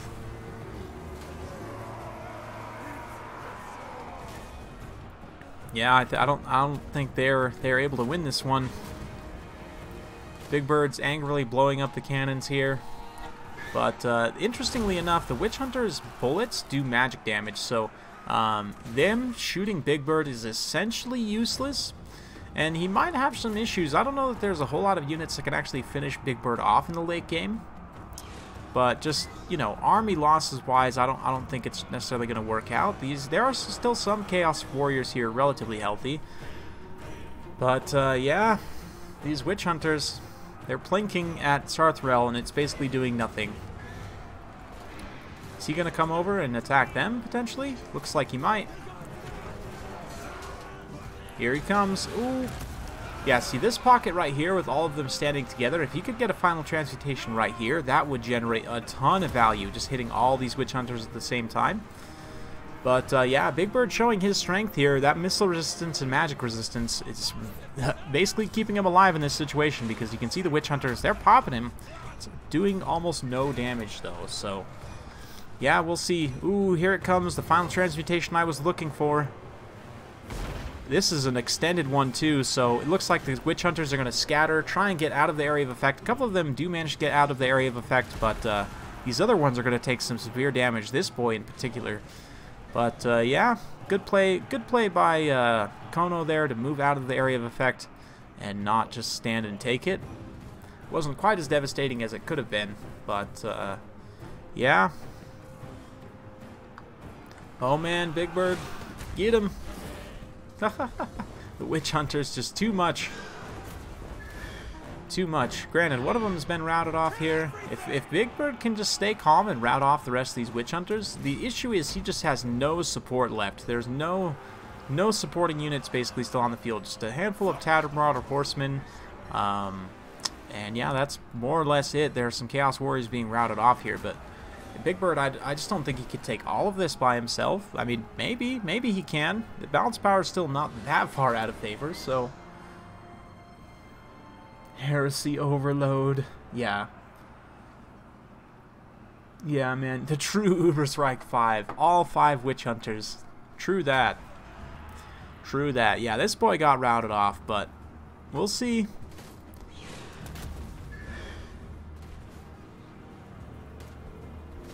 This boy's down to 900 HP. Big Bird's doing his thing. Ooh, a good hit there. Yeah, that Witch Hunter, they're gonna have to be careful. I don't think Big Bird's got enough magic for another final transmutation though, which is probably a good thing. There are still some mobile Chaos units though. You can see he is chasing off this one Witch Hunter. We've got some Hounds and some other things coming. Ooh, what's this? Chain Lightning from the regrouped Summoners of Rage, able to come back in range and get that Chain Lightning off. Didn't actually do that much damage at the end of the day, but hey, and every little bit helps in this late game situation, absolutely. And the Witch Hunters are starting to get worn down. They're starting to run out of ammo too, which is an issue for sure. These Marauder Horsemen need to keep their leadership together so they can be used to chase routing units, if at all possible. But here it comes, the last Overcast final transmutation. This should finish off the Summoners of Rage and these Marauder Horsemen, and it will do quite a bit of damage to Sarthrel despite the magic resistance. 25% magic resistance. Did some good damage to him. Actually, it wasn't Overcast, so it didn't actually finish off these units here, but the Accusations might. Yeah, it looks like the Summoners of Rage just went down there. So yeah, a little bit unfortunate for all of the accusations to go down this way, but Witch Hunter power. Yeah, divine power for sure. And I think Kono's got this one. We'll see, but I think the 5 Witch Hunter thing is just too much for the Warriors of Chaos. And you can see, despite how little damage it's doing, it is still dragging Big Bird down over time. And with the no support here, Balthazar could come get a good rear charge here, do some good damage. He does have a good charge bonus, 70 charge bonus on Balthazar on that Pegasus there. Gonna get a quick charge and then quickly pull away before Big Bird can nom on his face. But yeah, Big Bird down to 1100 HP at this point. That's pretty much GG. Accused of heresy, and it worked. Accused a horse of heresy, yeah. Hey man, it's a chaos horse. Make no distinctions. Now we strike. Forward, man! Come on, great swords, you can finish it. Nope. Look at Big Bird just walk through everyone. Spearmen are gonna get a few pokes in here. Balthazar just got a really good charge there, got a couple of good hits. The Witch Hunter is going to go into melee, so this should be it. Balthazar slays the beast and proves he is the superior metal sorcerer. Never mind the 5 dudes with pointy hats screaming about heresy. But fun one. I definitely have never seen something like that before. Where are we in the tourney? We are on the finals. It is currently 2-0 in favor of Kono. So let's pop this back up. I'm going to go grab one more drink of water, and I'll be right back.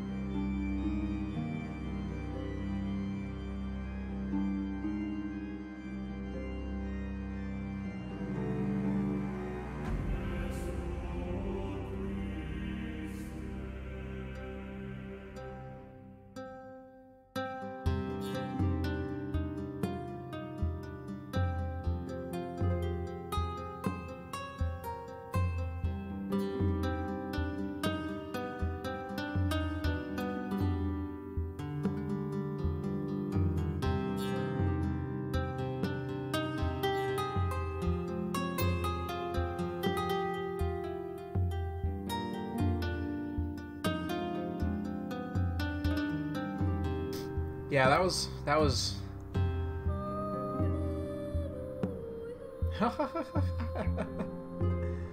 oh man, that was something. That was something.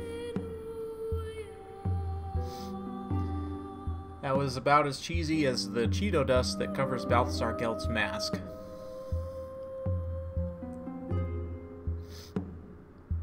Yeah, for those of you guys who didn't know, this is actually an official part of the lore. Lore Master of Sotek told me so. That Balthazar's face is actually made of cheddar cheese. It is entirely a block of cheddar.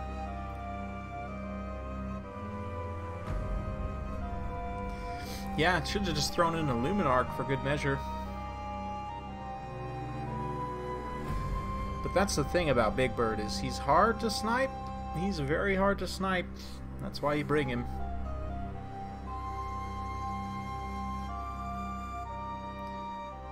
Yep. Yep. These guys are now going Elves versus Elves, so... excuse me. Let's switch back over here. And yeah, we're going with Elves versus Elves. Wood Elves versus Dark Elves. See who takes the crown here. I probably should put the screen blocker back into place.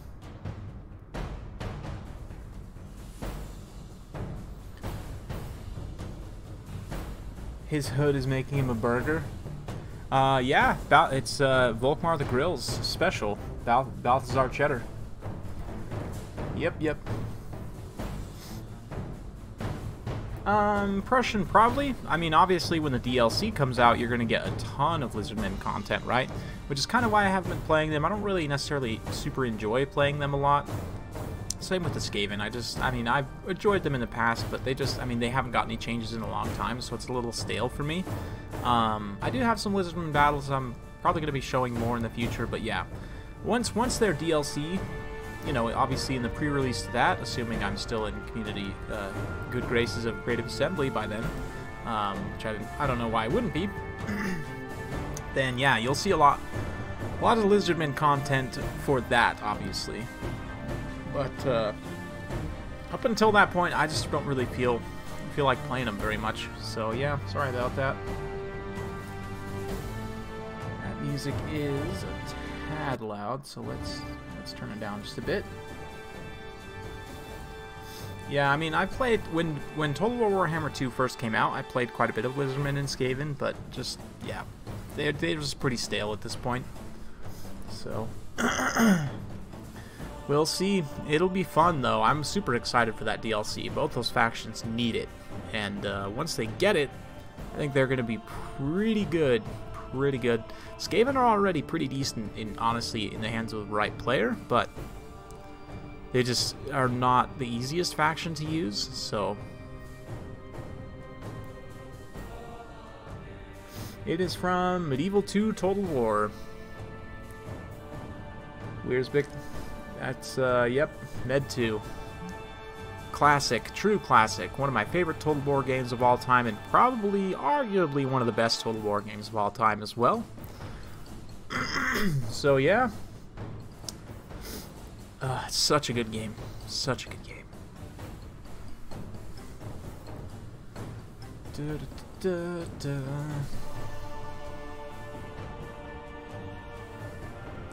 Alright, so this could potentially be the last game. If Kono wins this one, then that'll be a 3-0 sweep of the series.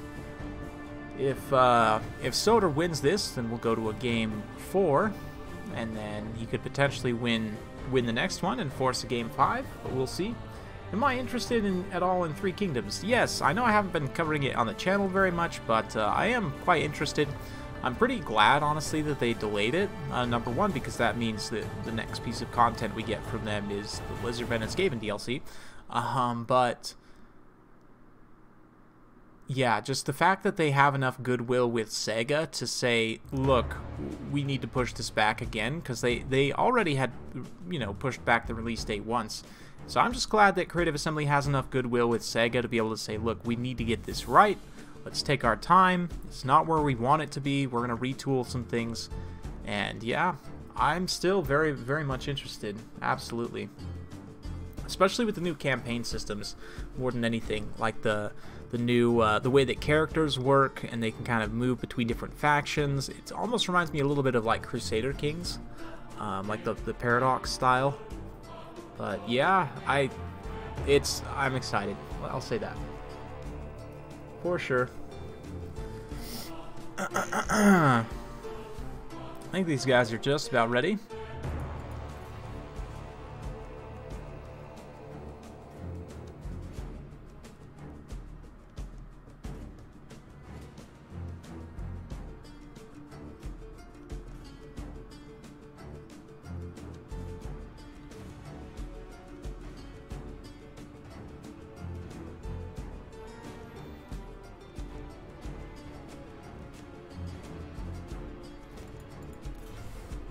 Yep.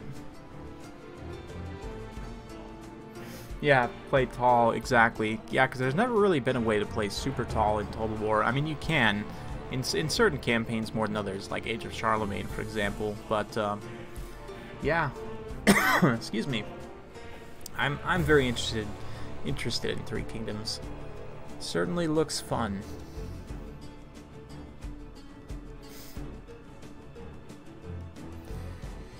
Yep. These guys are pretty much ready.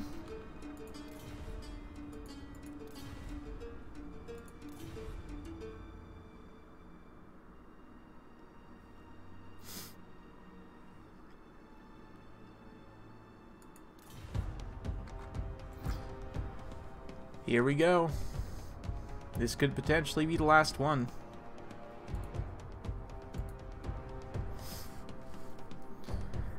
We'll see if Kono takes this game, or if Soder can hold his own and bring it back.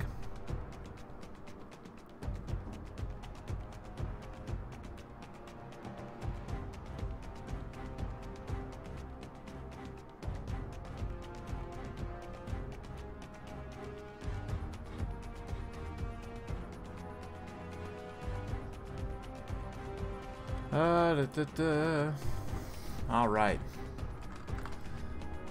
This is an interesting map too. It's got quite a few terrain obstructions, so you kind of got this like almost arena-like layout. Almost reminds you of like a MOBA map in some ways, because it's got these different lanes and stuff. I know it's not like a traditional 3-lane per se, but it definitely has these different areas you can traverse. A lot of areas which are impassable, like this area here.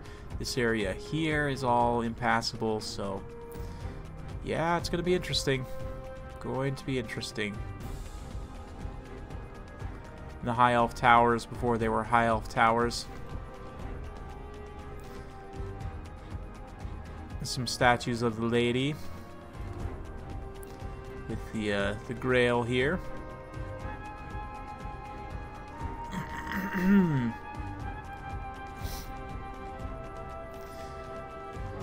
beautiful map, I have to say. Very beautiful map.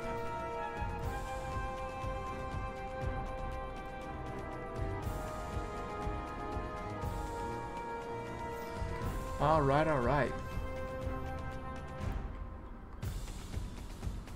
Yeah, I agree, Fat Ass Frodo. I personally am a fan of the balanced maps, but it can be fun to take these other maps into consideration as well. Let's have a look at the builds here. We've got Glade Lord. Let me fade out the music as well before I forget. That was terrible. We've got Eternal Guard here. Looks like Wild Riders and Dryads. Front line of Way Watchers.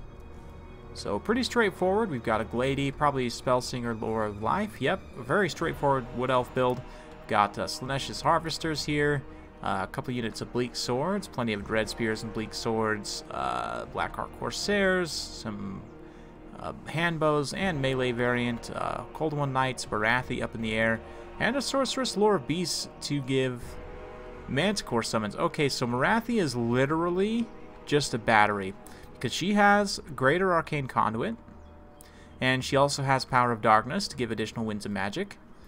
And then looking here, we've got two Sorceress Lore of Beasts with additional Power Recharge Rate items, and both of them have Manticore summons, including the one who is trying to become a Wood Elf. Beautiful.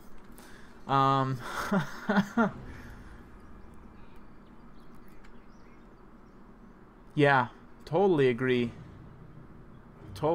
Yeah, it's gonna be good.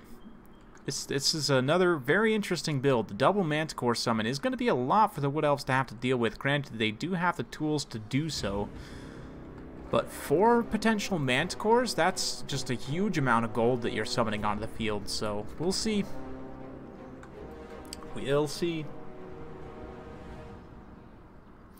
Yeah, the rules for this tournament are a little bit different than from what you would get in a typical tournament, which is why you're seeing a lot of these kind of off-meta type picks. But I, personally, I wouldn't say that every tournament needs to be like this, but it's definitely fun to do one of these once in a while that kind of shows off some different sorts of things, right? So, yep, duplicate spells is okay in the rules. He even asked about it in the chat. Duplicate spells are allowed.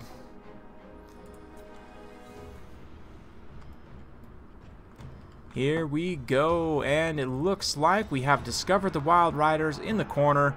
These Cold One Knights immediately going to rush in there, and that is a very unfortunate situation for those Wild Riders. Going to get caught up right on the edge of the map. They might be able to escape there, but it's pretty unlikely. At this point, the Way Watchers are going to come forward and start to try and find some high-value units to start shooting at. Both of the Manticore ladies are hidden in the woods, but yeah, that's super rough for that Wild Rider Vanguard. That's 1,100 points right out of the gate that's just gone, which is a pretty significant amount of gold. Marathi comes down. Those Wild Riders just getting eaten alive by Cold One Knights, and yeah, they're done. They're right off the side of the map. Meanwhile, the Way Watchers firing in a little bit here. The Bleak Sword starting to advance. That's a great unit to be taking those shots. They do have a good missile block chance, and yeah, they can get in there. We'll see. So far, the rest of the Dark Elf forces still hidden in the woods, so they are going to need to start advancing soon here, but for now, just taking their time. Advancing with some units up across on this side. Got these Cold One Knights and Marathi kind of looking for some positioning here. We'll see. We will see. Missed the 5 Witch Hunters. Yeah, you did miss the five Witch Hunters. Looks like we are starting to see the Dark Elves advance here. The Bleak Swords coming up to meet some of these Dryads and other units here. The Way Watchers are going to have to be careful, though.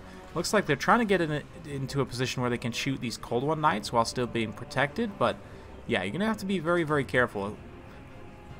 Likewise, Marathi, if she gets caught out by a net and just gunned down by the Way Watchers, that's going to be a big problem, but it looks like we do have first Manticore summon popping up here, and yeah, we'll see. We'll see where this Manticore decides to go, but the Way Watchers could potentially... Ooh, double Manticore summon at the same time. Wow, he's going all out right now. And that is going to put a huge power spike on the balance of power, you can see. With the loss of those Wild Riders and the 2 Manticores summoned, they're going to get in here and start to get some work done. Cold One Knights charging. That's going to be an excellent, excellent unit to take down these Dryads here. I almost would have rather seen the Manticore go in the back line and try and harass these Way Watchers if possible, but this other one has been summoned. It's not actually been deployed yet, but it's here. It certainly is here. Cold One Knights, Slaanesha's Harvesters could have pushed up and around this side here. There are some gaps forming that they could potentially get into, but there are some Wild Riders also in the area to respond, so being a little careful there. But yeah, you can see one Manticore, or sorry, that's not even the Manticore. Cold One Knights enraging, and obviously they're fighting Eternal Guard, which is not the best, but the Manticore able to do some good damage in here as well. These Cold One Knights probably need to pull back a little bit, but over here on this side, we've got a huge charge. Manticore came down. We've got Word of Pain going down. Looks like Soul Stealer as well. I didn't catch that. I guess Marathi did have Soul Stealer there. Or maybe that's from the Slaanesha's Harvesters? Yeah, that makes more sense. I hear another Manticore summon. That's just crazy, man. 3 Manticores up, all summoned at the current moment. Yeah, and they're just making quick work of this Wood Elf line. You can see the Wood Elves just not able to hold here against this overwhelming force. Trying to heal up on this flank, but the 4th Manticore summoned, and there it is, folks. You see how easy that is? 4 Manticores at the same time, with Marathi acting as a battery. That is some craziness right there. Look at this. Where's Halo? Somebody grab Halo. Is he watching? Halo better be watching right now. Looks like we've got a Flock of Doom here in the center. And yeah, that's gonna be GG, I think, for the Wood Elves. I don't know how they hold this back. 4 Manticores, this huge pocket of Cold One Knights, and you know, Bleak Swords just rolling up their line here. Marathi's still completely healthy as well. The Wild Riders are getting wrecked on by Cold One Knights again, and the Manticores. So yeah, summoned Manticores, guys, totally balanced. And this is one way to do it, absolutely. And they're all here together. Look at them. They're all hanging out like a little crew. I know they're kind of hard to see because of the summon effect, but oh, just wrecks that Wild Rider right there, and that's going to be a quick 3-0 victory. Looks like for Kono there, taking advantage of the different rule set to get some interesting builds. That double Manticore summon That is... Oh, man. Yeah, that's like... Yeah, I mean, they're what? 800 each? So, yeah, that's 3,200 points summoned.